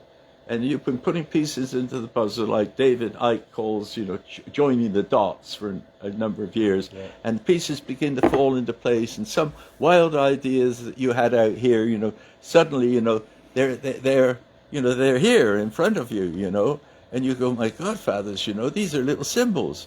And look, that one made it into a 3 right away. And I picked up 1 and I got 3. I picked up 2 and I got 3. Anyway, curious stuff. Just like how we're talking about with none of the above. Yeah. Because here we are now, and I'm looking at connecting the dots, and you've been preaching this for quite a while. A very long time. They've been sitting on me though. I've been heavily censored all the time. Oh, I know. For years. Well, of course, and there would be great resistance to it, of course, by any of the major political parties that would like to have people vote for them. I'm lucky I'm alive. And some would, but if enough wouldn't, then that could work. And the situation had to be right. And I always said that the way it is, I mean, you couldn't get enough people to vote for that, But look at the way things are now. Very, very fractured. We know the politicians are lying to us and that they're not working for us. And that this whole system has now been designed by the corporate elite who have had years and years of successful lobbying, which means meeting behind closed doors with our public servants to get them to do what they want through threats and bribes. And that's been going on for all this time, and they're just having their way with us. And now they're really having their way with us as they think they can mandate all kinds of stuff. And all the billionaires have made out very, very well during this pandemic, where so many people are like ordinary families are losing their businesses, losing their jobs, unable to pay for their homes. I know that's happening. It is happening. A huge shift of wealth is happening because of this pandemic. I know, but the response to it. But think about where we're going. Yeah, well, I know. Okay, but we're going there right now. Think about that for a moment. If you can imagine, I try not to think your too much dream. about it. Well, don't see. That's what people try not to think about. Well, no, I'm just saying. it is painful to think. As I extrapolate things forward, I see where this is going, I mean, they could be coming and dragging us out of our homes if we're not obeying them. They could be tracking us down. The Canadian government has admitted to surveying people's cell phones. 33 million cell phones they've intercepted the information from, so that they've admitted, they had to admit it. They got caught doing it. Well, that's in the United States. That's NSA. No, that's here in Canada. Well, the Trudeau government, Trudeau himself has addressed this. They spied on 33 million Canadian cell phones so they could determine whether or not we were obeying their rules about not traveling. Can you imagine that your government can? They did? They did. And it's way worse than that. That's just the tip of the iceberg. They are surveying us like you would not believe. They know more about us than we know about ourselves, big time. Mm-hmm. And they have there are mechanisms of control that are being exercised right now on many different levels because of this, public health emergency. And we're about to lose a whole bunch more of the limited freedoms that we've already lost too much of. Which is why, if I may stop you on that point, We are public still, aren't we? We're on. We're I live. hope We're we're not streaming live. Huh? We're streaming live right now. Right on.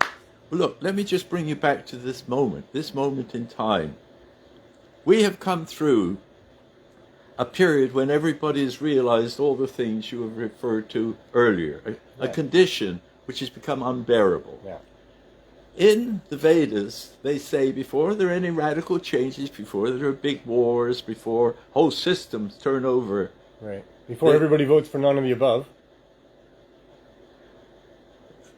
Well, I think. Let me just describe none of the above. Let's say we have decided there'll be a north, south, east, west cellular relationship between the people who are in these seats around the thing. So if you live in the north, you'd be in the There'd north. be ridings similar to what we have now. I would Exactly. All that exactly stays today. Except it's men and women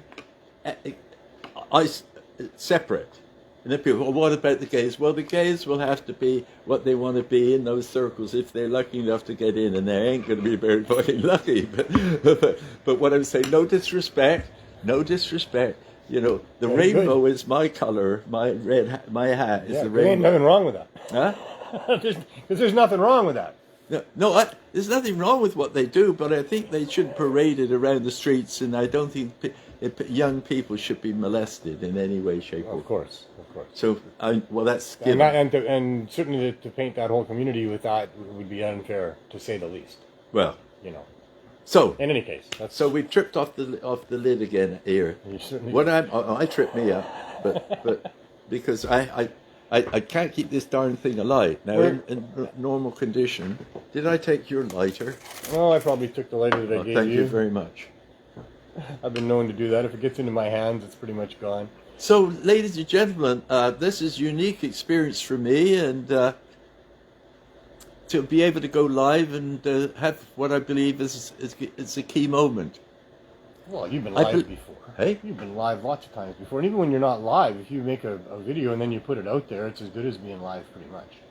You still have an audience of people watching it. You can still address them as if they were there at that moment, because they are there at that moment that they're watching you.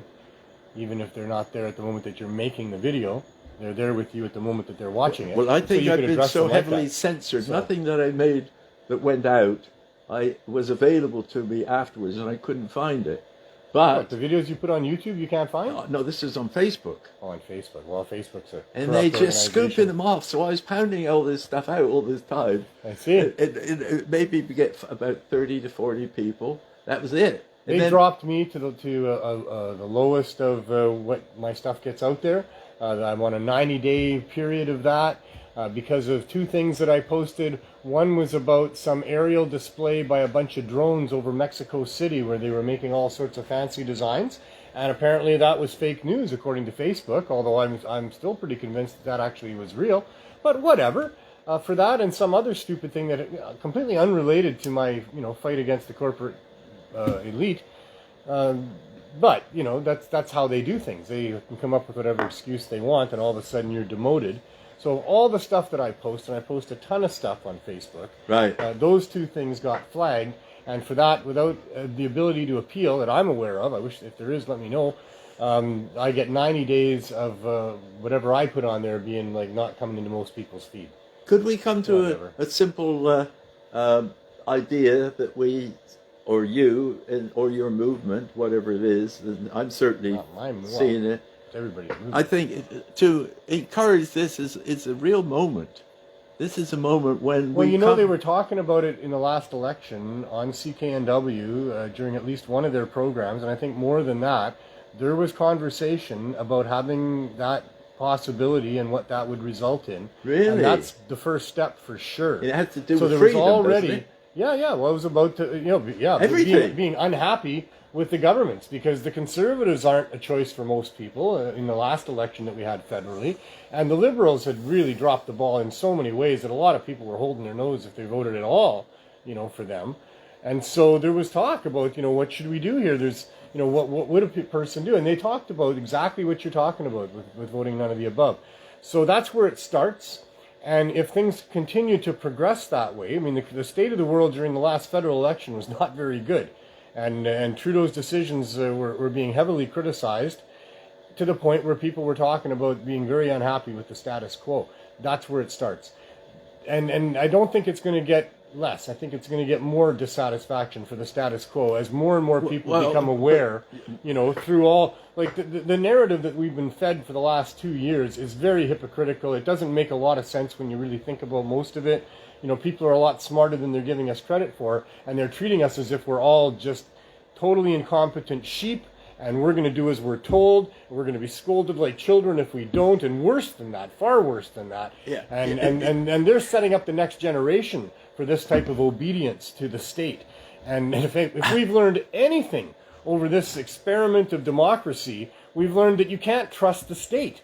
That the state needs to be constantly revisited. There needs to be constant checks and balances with respect to the powers that they have and the freedoms that they're taking away from us. Yes. And we're to the point, and have been for a while, in my opinion, where we need a complete reset. We need to rethink what a public servant is, and who gets access to that public servant, and who can give money, and what jobs. There's a whole bunch of things we could do to make sure that the corporate world does not get access to our public servants to make them their pawns. And we need to do that, because the corporate world does not care about us. They're not there to serve the needs of families and people. Hey, just hold on a minute. I get going. How old are you? I'm going to be 65 in about 3 weeks. 65 then. As your longtime friend, and even, dare I say, Earth Angel friend, because this man is an Earth Angel. We're of one heart. I mean, and so many people that I met in my trips across Canada, so many people within the cannabis community, the people that come here and visit in Vancouver, we're of one heart. That's right. You know it pretty quick. We're That's brothers, right. We're sisters, we're family. That's right. It's pretty quick to tell. Now that is what I believe we are moving towards here in Canada, and that applies not only because I have Native people friends and you have Native people friends, and it's probably been at least 7 generations since the real bad shit was going down, and some people have got heart, and more Canadians have got heart, and as they develop that heart and that kindness, and they stop being so bloody worried about the future. We're all eternal, and we will be taken off at the moment when we are at our peak,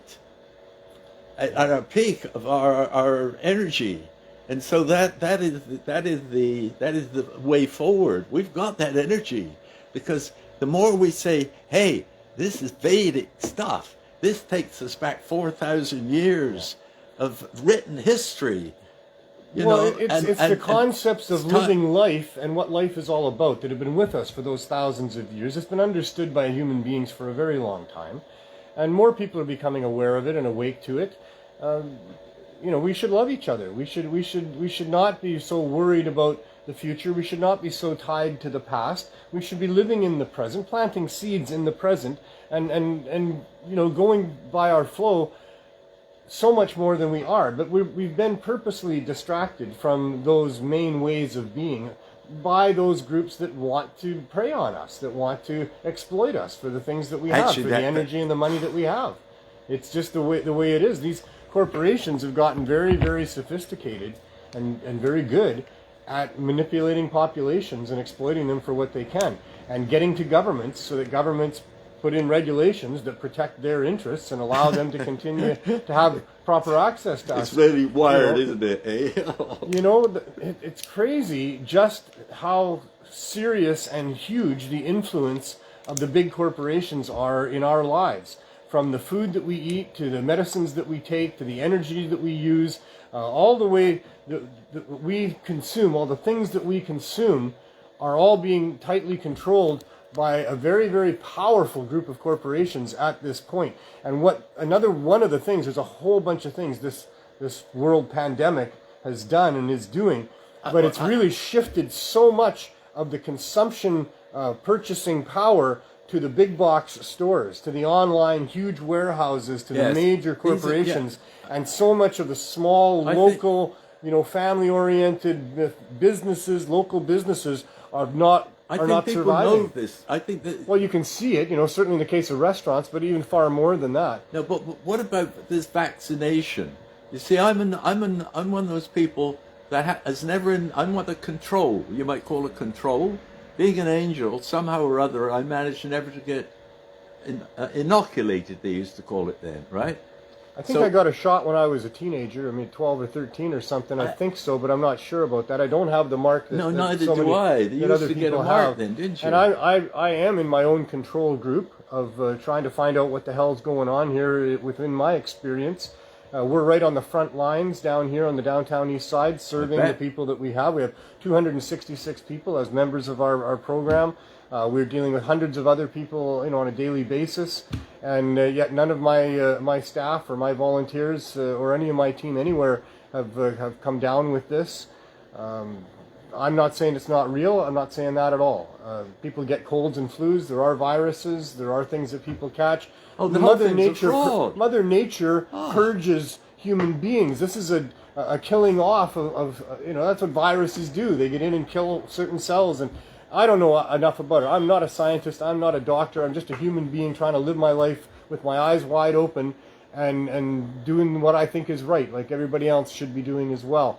And I see things that are very wrong going on with respect to the way governments are responding to this crisis, whatever it is or however it got to be. And so I'm very, very skeptical now about everything. And as far as vaccinations go, they may be fine. It seems like there's been millions of people that have had them without too much. I mean, there are side effects, there are problems. Some people have died. Minor amount, very small amount, minuscule. Well, if you believe the facts that we're given, if you believe the statistics that we're given, that's what they say. So probably it's safe to take it. Maybe it's really good to take it. I really don't know. But I do know that there's been such a push to get everybody to take it that if what they're talking about was real, then we would all know that, because we would all be communicating with each other about so-and-so is sick, so-and-so has died, da-da-da, and we'd be doing whatever the fuck we could. And we'd be lined up to get this thing without having to be threatened, without having to be bribed, without having to be coerced and told sad stories and restricted from going places and told that we're not going to be able to. In Quebec, apparently, they're going to ban the unvaccinated people from going into, like, the big stores. It's madness. It's madness. It's complete madness. But see, that would be the end times that the Christians are preaching. So, well, this looks like the end times to me, although I don't know what the end times mean. I hope that it is the end of the tyranny that we have lived under, and it is moving to the beginning of a reset of what free people should have as government, and working for us instead of us being slaves to them and their corporate buddies. I hope this is a rebirth into that. Well, it is. There's a structure behind It'd be nice. it too. I believe it might be. You have to imagine a creator who's woken up from the sublime. It's done, right? And suddenly smells something, and he said, "That doesn't smell so good. Rat, go and find out what's going on." And so the rat then is basically the subject of Shiva. Now, I'm also a rat, so rats understand this stuff, right? So what happens is the rat then, having discovered the cause, comes back and says, well, the thing is, these people are, they're going mad. They need something. And Shiva says, well, okay, send them a little weed down. And then I think you're right, John. I think that nature has its own way of resetting things. I talked off the top of the show, there's been mass extinctions. This is not a friendly planet to life in many ways. I mean, life thrives here, but it also dies here, and there's a lot of death going on. But don't, a lot of destruction and all of that. Too many dark thoughts. Well, I'm not. I'm just saying. You are. Well, I'm about to tell you. Say you were. I'm about to tell you that the answer seems to be our favorite herb. That the answer to the problems that we're having here are this plant. That somehow you and I have lived the paths of our life to be where we have been on the forefront of trying to bring this plant back to the people and free it for people. I bet your grandfather do it. And that is the battle as I see it. I mean, I've said on the show numerous times, my thing is freedom. I'm all about freedom. That's what I want. I want the next generation to not be bullied by these corporate fucking rich people through our own public servants the way that we have been. That's what I'm all about. I don't want people to have to be subject to the corporate whims of these rich fucking mother, Auntie Barbie, I could swear right now, I'll tell you, and that's what I'm fighting for. And the way that I'm fighting for it is through the cannabis. Listen. Because if they can make this illegal, I know. they can make everything illegal. Anything. You're only It's 65. the most vital thing that we need That's in our what lives. I have to remind myself, you're only 65. I know, I'm like just a baby. You're just, but I the got lots energy, I want to go 3 rounds with that Prime Minister. Me too. I went to Ottawa 3 years in a row to meet Stephen Harper and tell him what I thought. You know, No I did big, eventually eh? give him my handout and got him to take it and take it away in his car with him. Did I ever tell you what I did with Trudeau the Elder? Because I was... Probably, but tell them. Oh. Well, I knew you could look at me, but I'm just saying, you probably told me, but now you can tell me again because other people want to know too. We're just having a conversation. Okay, you can forget about them if you want. Anyway, I've been at this a very long time since I was turned on by a bunch of symphony musicians, friends of mine. I was a sound man, and they invited me back this night to come to their home, which was up on what we used to call the Heights, up towards the university there, and I joined them, and they started playing Teleman. And then they produced Teleman? Yeah, it's a song? What do you call it? Writes music. Oh, okay. Teleman. Right? They started to play this, and okay. and they were playing, and they offered the chillum. So I took one blast of this, and suddenly the music just went. It was like I suddenly understood. And as soon as I knew that, it's like they all laughed and looked at me. It was like, "Bang, John! This is a different world you're living in." That was your first experience? That was my first experience of getting high. Wow. What preceded that was I was a sound man, and I was working with a cameraman, assistant cameraman, and me, and I was the sound man and the cameraman. And we were in Lake Louise in the hotel there, and I was supposed to be doing a recording with this camera man, sound recording, of he was a CBC top-notch guy in the CBC. Like, and you were a correspondent for the CBC? No, not at that BBC? time. I'd previously been, but I went freelance by this time, right? And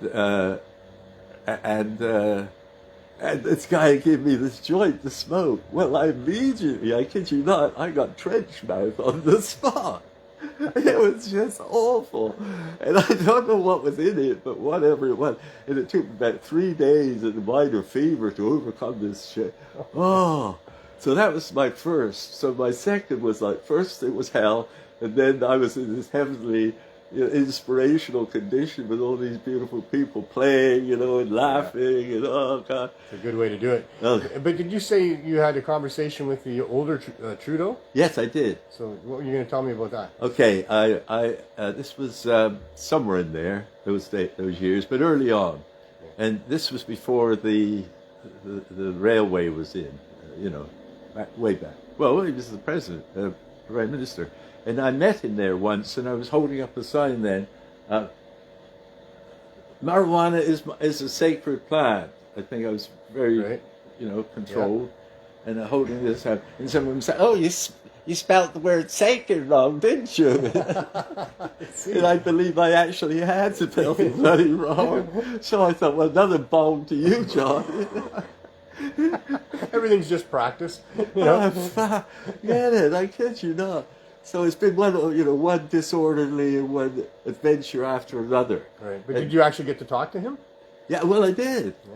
Because, so I met him down here briefly, and he says something like, "Oh, it's sacred, is it?" Something like that, right? So he was responding to your sign. Yeah, he did. Yeah. He did respond, right? And like, it was almost like he said, and he didn't actually say, "And so do I," or anything like that, but he kind of nodded and, went on his way, right? So he at least didn't have. His answer. That was the first time. I met him twice, actually. Right. But tell me about your aunt first, then we can give. Oh no, nothing about my aunt.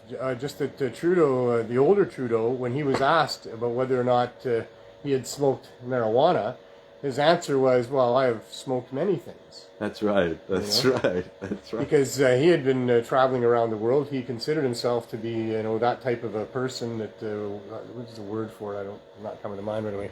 Well, no, I watched a little thing today, some video clips of Jeb Bush, Obama, Bernie Sanders, Rick Santorum, George Bush, Bill Clinton, Arnold Schwarzenegger, all of those guys on video admitting that they smoked cannabis or smoked, I don't want to call it marijuana.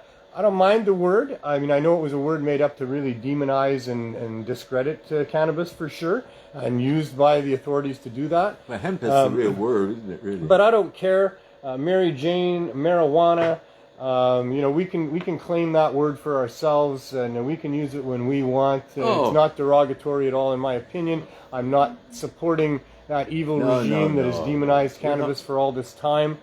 But, and in the proper context, that's where it should be. And they didn't admit to smoking cannabis. That wasn't the question they were asked. Of course, it was cannabis they were talking about.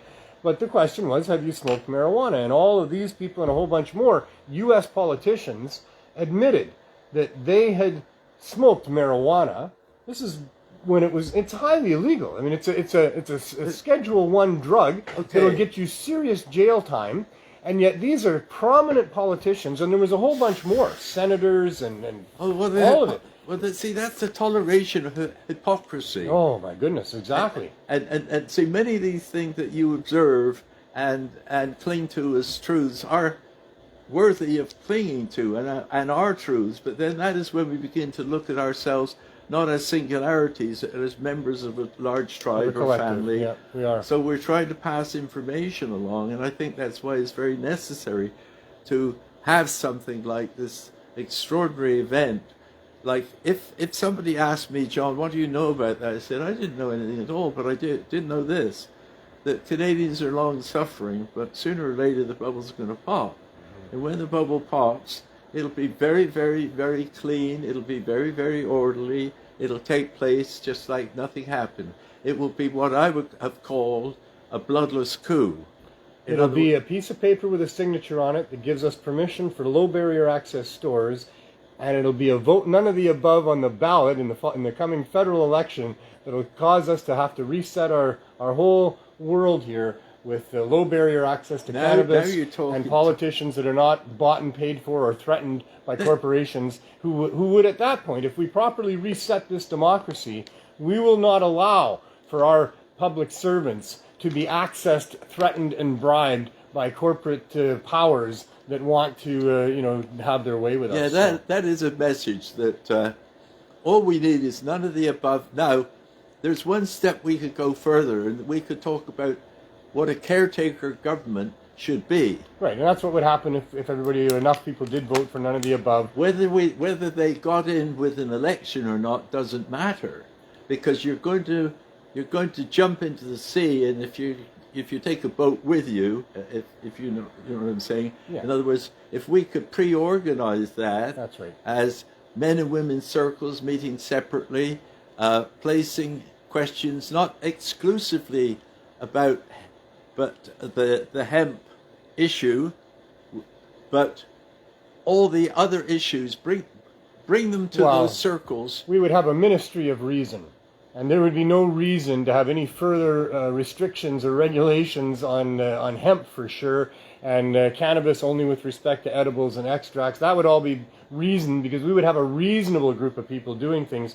I mean, right, you would think, well, you can't have that, because these parties, they have ministers who are experts in their fields. But no, they don't. No, they don't. The health minister doesn't have a clue about health, actually. The guy in charge of Health Canada, Benoit Seguin, who's looking after our stuff, he's a guy that teaches university students about business management with respect to sports.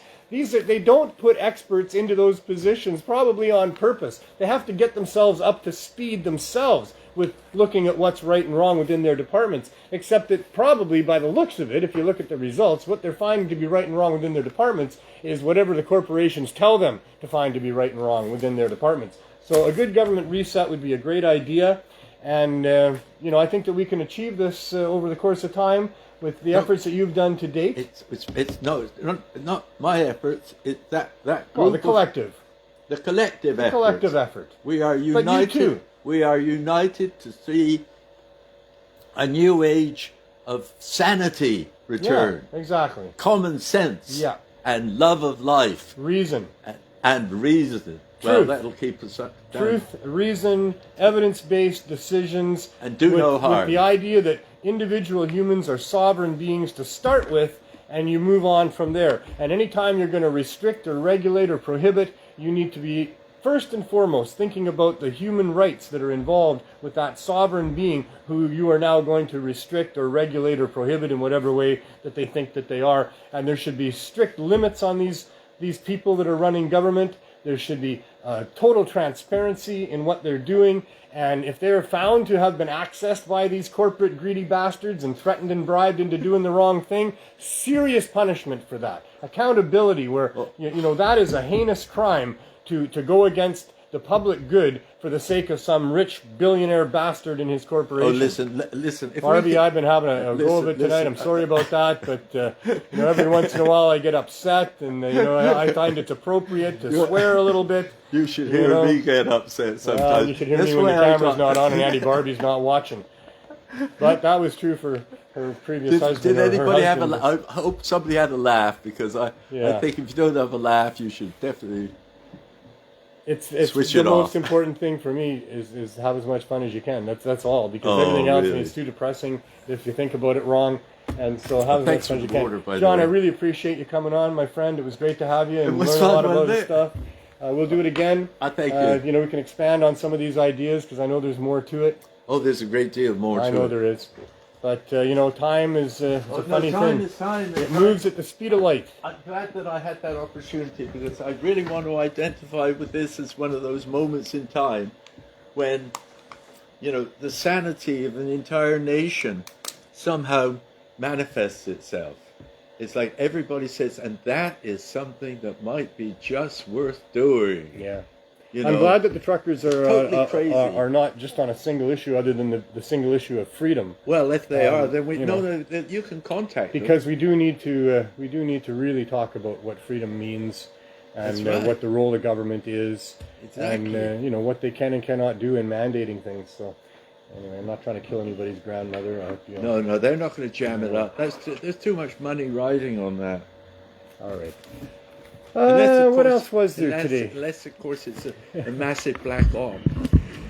Yeah, well, I think it's several fairly massive black ops on the part of several different groups and all kinds of different things going on. But there was always that going on anyway. We've lived in a world with a lot of corporate espionage and human beings as the target for a long time. If we didn't know that already, I'm sure we all know that already. The last thing I ever wanted to be. Is that mine? I don't know. Maybe. Probably. Is that yours, Anil? No. Yeah, that's yours. Is that mine? That's yours. Yeah, that's yours. You just gotta look at the back. Better take it back to where I found it. Well, how was that? Was that enough fun? We're still live, John. We have not signed off. I'm about to move to another segment. So that's what's going on. Yeah, Oh, I thought you were it's not over. logged off. No, we have not logged off. We're still there. We're still with you, people. All right. Everybody. So there's a couple other things with some housekeeping here that I wanted to get to. Had a really good Zoom meeting again, 2 weeks in a row now with the Legacy 420 people. And there's some very, very good people that are working hard to get the medicine to the people that need it, to counter the overregulation of cannabis that's resulted in the sick people and the people that really need high potency cannabis oil. Full extract cannabis oil needs to be available to people that are really sick, and the government is not allowing that. So there's a real push to get that. This group is also, working with us to try to get low barrier access. The quest for low barrier access cannabis stores in the communities is a really important thing in our movement to try to get the freedom that we're looking for. And so kudos to the Legacy 420 people. They've also been very huge supporters of our cannabis substitution programs back east. Mary has now moved to Winnipeg, and they sent her a huge box of stuff to get going there, gummies and flour and lots of things that will get her going. And Mary's got got plans to get things happening out there. She's going to feel out the community. She's going to make a video for us as she goes and gives out some cannabis and finds out, what the feelings are of the people in Winnipeg with respect to being helped by having access to cannabis as an option for them. So good on the Legacy 420 people for helping out Mary in Winnipeg. But prior to that, they were also and still our big supporters of our group in London, Ontario. I'm sorry, with William Hicks and his crew there, and. He's been doing just a great job. They're dealing with over 100 people every time, making a huge difference in that community. Halifax is also another place that's been supported here and is. And Chris Backer and his group for over 2 years now in Halifax have been providing high-dose cannabis edibles to people. And this happens because of people like and groups like the Legacy 420. And it only happens because of that. There's an issue with how to keep these things going with enough donations. It's hard to get enough donations to handle over 100 or 200 people every week in getting out high-dose edibles to them to help them get off opioids. We need people to step up and help. Now that Mary has left London, William and his group are struggling to find enough people to bake for them. We need people that have some of their own resources to bake as well. We do what we can, but it's a group effort, it's a collective effort of people that will make these things work. And push is coming to crunch a little bit, and so please, if you're able to help out in London, please do. I know that Halifax is always needing help as well in keeping theirs going, and Mary is about to start hers up in Winnipeg. So if you're there in Winnipeg, or if you're in these other areas, or even if you're not in these other areas, if you have plant matter that you could ship out to these people somehow, if you know somebody that's heading to London or Winnipeg or to Halifax, you could look up those people that are doing the CSPs there and help them out, or however you can get stuff to people. We do need to have some other people helping us with some donations now for those groups for sure. Here in Vancouver as well, we've lost a couple of our bakers recently, and so we're going to need some more help with people baking for us. I think that we have some in the wings, but we're going to be leaning on those people now a little bit too. So anyway, that's what's going on with that. Thanks to the Legacy 420 people. Thanks to the people that are meeting weekly now. We're going to be meeting over the next quite a while every week and coming up with all kinds of different plans to help people get active, to help people get involved, and to help people get access to cannabis, that they deserve to have access to. There's a strategy for First Nations, a conference for cannabis strategy amongst First Nations coming up tomorrow. I believe it's 10 o'clock Saskatchewan time. It'll be on Facebook, but I believe it's restricted to people that register, and I believe the only people that are allowed to register are Indigenous people. So if you're Indigenous, if you could please register and experience that and get back to us and let us know what's happening there. Within the Indigenous communities, there's quite a split between those that want cannabis and are willing to let the government be the ones overseeing that, to the ones who want cannabis and don't want government oversight into their dealing with their own people in the way that they think is right and fair, and those that don't want anything to do with drugs of any sort in their group. So there's quite the split amongst the Indigenous communities. I would like to see a coming together and a realization for those that don't want anything to do with it, that it is a harm reduction tool and can be used as a natural medicinal herb to heal their people and to help their people. And for those who think that they should let the government have oversight amongst their people on their territories, I highly and strongly suggest that you flex your sovereign muscles and take control for yourself, because the government scheme is not designed to help your people. It's not designed to help anybody but the rich people. It's designed to restrict access to those people that really need it, to restrict the ability of people to get high-dose edibles, which is an absolute must for medical needs and for people trying to get off of other substances. So let's see if we can't get the Indigenous community working together as brothers to take control of their own medicinal herbs that they produce for themselves and to get it to their people in ways that are compassionate and make sense. In Australia, it's been a bad situation there for a long time. To shift gears a little bit here, but Australia does not have good policy on cannabis. They do not have a constitution that allows for the courts to, rule on the rights of people to have such things, and so they're in some trouble down there. But I was a little bit happy to hear that there was a case where a father of two young girls that had serious Crohn's disease had defied the government and been caught doing that, growing 107 plants is what they brought into court there, which is punishable by 10 years in prison. But thankfully, the judge was as compassionate with him as he was with his daughters, and gave him a 6-month good behavior or a ban on bad behavior, I guess. And so they're denying him the ability to grow cannabis for his daughters. But the good news there is that there is a medical cannabis program happening in Australia. It's far behind where it should be, but it's there, and he does now have approval to be able to procure cannabis for his daughters. So that's some good news there.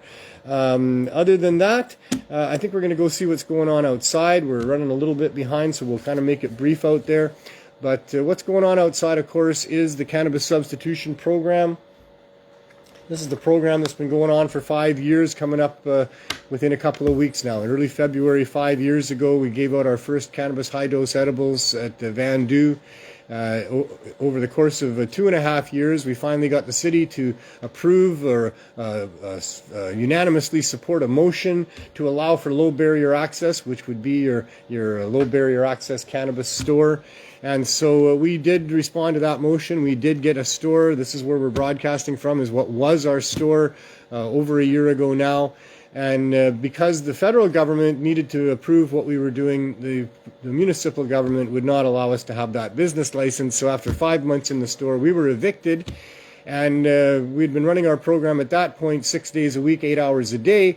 We had 266 people that we had registered as members. They were getting 420 milligrams of high-dose edibles of their choosing from what we had available every 4 days, and we could not stop doing that. So the eviction just meant that we bought an RV, and we've been offering this service along with low-cost cannabis from the RV for the last 14 and a half months. And almost 15 months now, coming up at the end of January, which is ludicrous. And in fact, the application that we presented to Health Canada and the federal health minister is now 17 plus months in the rears, and we're still waiting for approval on that, all because of government corruption. Every day that goes by, we're losing people. There are people that we are not able to reach because of the lack of support from our federal government, and these people that are falling through the cracks are dying, and we need to be able to help them. And it is absolutely shameful and disgusting that our federal government is dragging their heels all about financial concerns to do with interfering with the monopoly of non-medical cannabis and the super high post-prohibition prices that they think they should be able to charge for cannabis for no good reason. And anyway, we're going to go see what's going on outside and visit the people out there and show you a little taste of what the Cannabis Substitution Program is about. Bravo! Boy, that's a piece of work. Well done.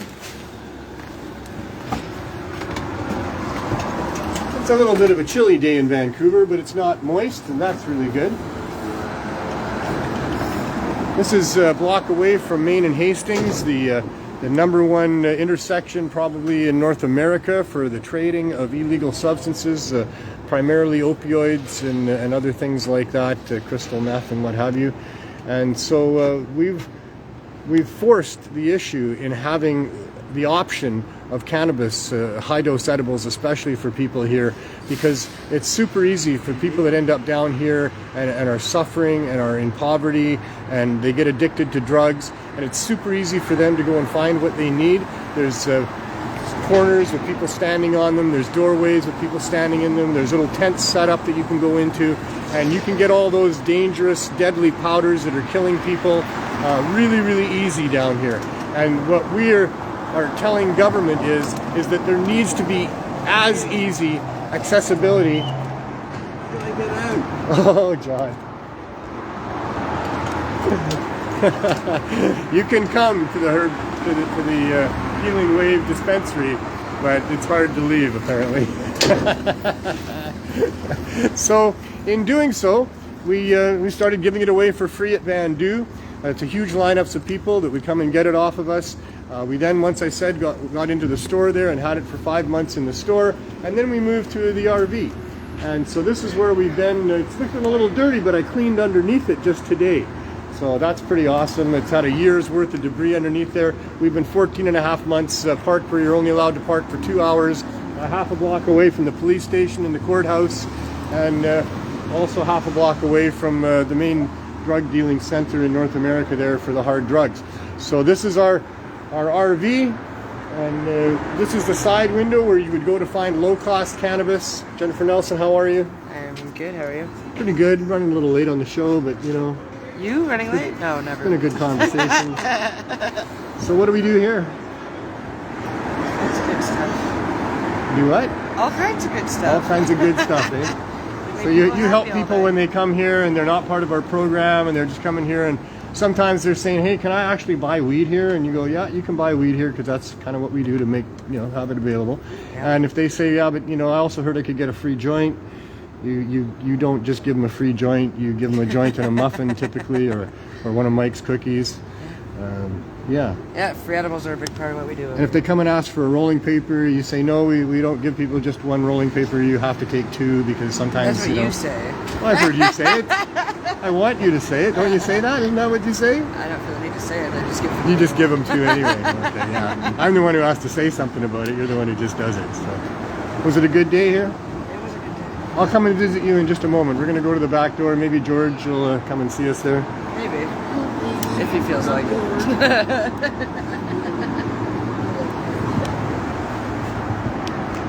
So this is my my mess here. Ah, there we go. George has it going on. That was all underneath the RV there. That's what I swept out today. And we still have our signs up. I'm very happy about the signs. We've had a number of people stop by and ask us what's going on, and I'm really thrilled that, especially during rush hour, when the cars are lined up here, they really have to read what it says and think about what we're doing here. So I'm happy about that. Full of energy, man. We went a full year, John, without our signs because the cops came and threatened us and made us take our signs down. But I figured it's a new year. We got a really good email from the Federal Health Minister of Mental Health and Addictions. So the signs went back up, and now all these people drive by, they get to see what's going on a little bit. And if they're stopped, then they're going to read the whole thing and then really get a sense of what we're doing. So I'm very happy about that. So this is the back door here where the people come for the CSP. And, wow, Andrew, you grew. Yeah, I know. Yeah, and you shaved. Little guy's hiding. You shaved your beard off, and all of a sudden you grew up. And so anyway, George, how's it going back here? That's not too bad. Unfortunately, Andrew's not feeling well today. His stomach was a little bit off, so we told him to take the day off. And so when people come and knock on the door here, what do you say? Well, first of all, I need to know what their number is. You make them give their number. I make them give a number. And then It's I the check skill in the testing book. question. Yeah. Yeah. Then once I get their number, I check to make sure they haven't been here in the last 4 days. And if Right. they're not allowed in the last 4 days, well then, they get to pick something from the tray up to 420 Let milligrams. us have a look at the tray. How are we doing today? Well, the tray's looking a little glum today because I'm out of cookies now, Right. which is sort of depressing. I've got some brownies, but I've got lots of brownies now, so that's good Right. too. And we've got some of those from Gorilla Ganja. Where did these ones come from? I don't know. Those were the donated Those the are from other day. Spicoli. Oh, that's right. Those are from Amber Spicoli. Dragon. Right, of course. Yeah. And then we got some of Robert's caramels. We got also Dirty Dave's caps. 350 milligram caramels for Yeah. those that are really living dangerous. Yeah, that was actually a mistake that he made in the making of those. But there are people that appreciate those, and so we just yeah. have them for people that understand what that's all about. So, Of course, we still have our caps. yeah. So those are always a good Dirty one. Dave and Green Wilderness has more gummies for us tomorrow coming. So that's awesome. And yeah. So that's what goes on with the CSP. And we're going to go have a brief visit inside. All right. Hey, we can sing. Oh, right. Excuse me. You can sing if you like. You can Oh, hello. sing. You can It's you. sing a sing of the man if you like. It's good. Oh yeah, that's right. I could sing. Where? Okay, I'm going to sing this one. We're holy lambs who've lost our way. Bye bye. We're little. John's giving a serenade out there. Wow. Boy, it's actually a little bit cold out there for sure. Yeah, it's gotten cold again.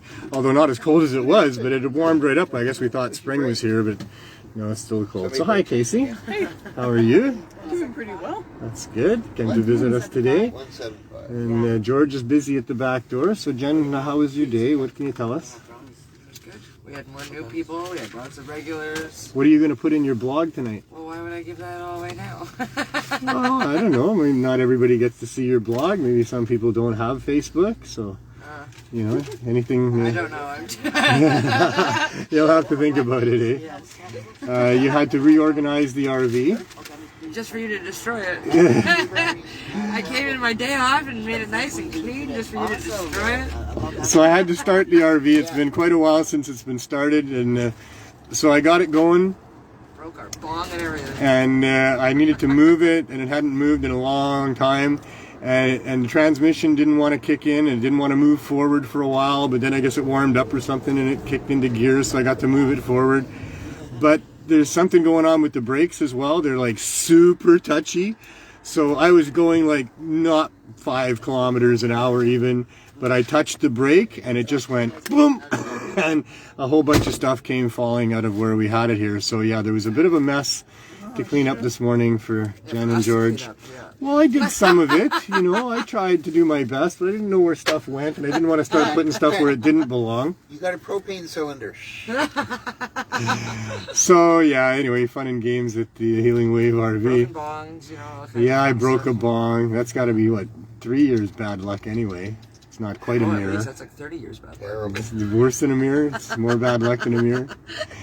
No, because we have people that These make... mirrors don't make We people have, we have happy. people making... Well, that was probably when mirrors were rare and they were expensive and stuff, that if you broke a mirror, that was really bad luck. Like, you shouldn't do that. But there's so many wonderful glass blowers out there in the world making bongs, you know, that to break a bong Make us an ice just, you know, just is another opportunity for some great glass blower to make another bong for somebody. So bongs come and go. Bongs come and go. Make silicone ones. It's kind of like life in general. If you're lucky enough to be alive and have a good life, it's kind of You because... expect something to get broken along the way? Yeah, because shit happens, because there can be misery, because there's death and all that makes it all that more precious. The good moments that you There's have. actually some kind of Japanese art where they purposely try to preserve cracks and stuff because they find that beautiful. Yeah, there's beauty in everything. All you got to do is look for it. Yep. So there you They fill go. it with gold, I think. They fill the cracks with gold. Oh, they fill the cracks with gold. Or something like That's that. I nice. can't remember There's exactly probably, what you it know, is. philosophy that goes along with that. Life is full of beautiful philosophies and wonderful things. And some things that aren't so wonderful and aren't so good. Usually it's when somebody's angry or greedy or hateful or scared that things go the other way. But we're trying to bring a consciousness of love and compassion and kindness and understanding. So we do what we do. We try to bring cannabis to the people, not just here on the downtown east side for people that really need it that can't afford it, but to all people everywhere. That we in the cannabis movement believe that cannabis is the answer to most of the ills of the world, that it's how to have a love-based society, and it's certainly also being proven that it can be the basis of a very solid and healthy economic society as well. So cannabis needs to be available for people. We're here to try to do that. This is our quest for low barrier access to cannabis through community stores, and you're along with that journey. I got to thank you for watching, and all the people that help us in this, all the donators and supporters and everyone that has been part of this. And there's so many people that have been part of this, and we need so many more people to always also continue to be part of this. We haven't got the legalization that we're supposed to get yet. There's still prohibition going on, and people having their lives ruined over cannabis, and people not getting the access that they need and deserve. So let's all continue as a brotherhood and a collective to work together to reach those goals and get what the future generations are going to thank us very much for if we can get it done. And thanks for coming along with the journey. So we'll see you next week, and between then and now, as you go about your life, be kind to yourself, be kind to other people, and of course, above all else, have as much fun as you can.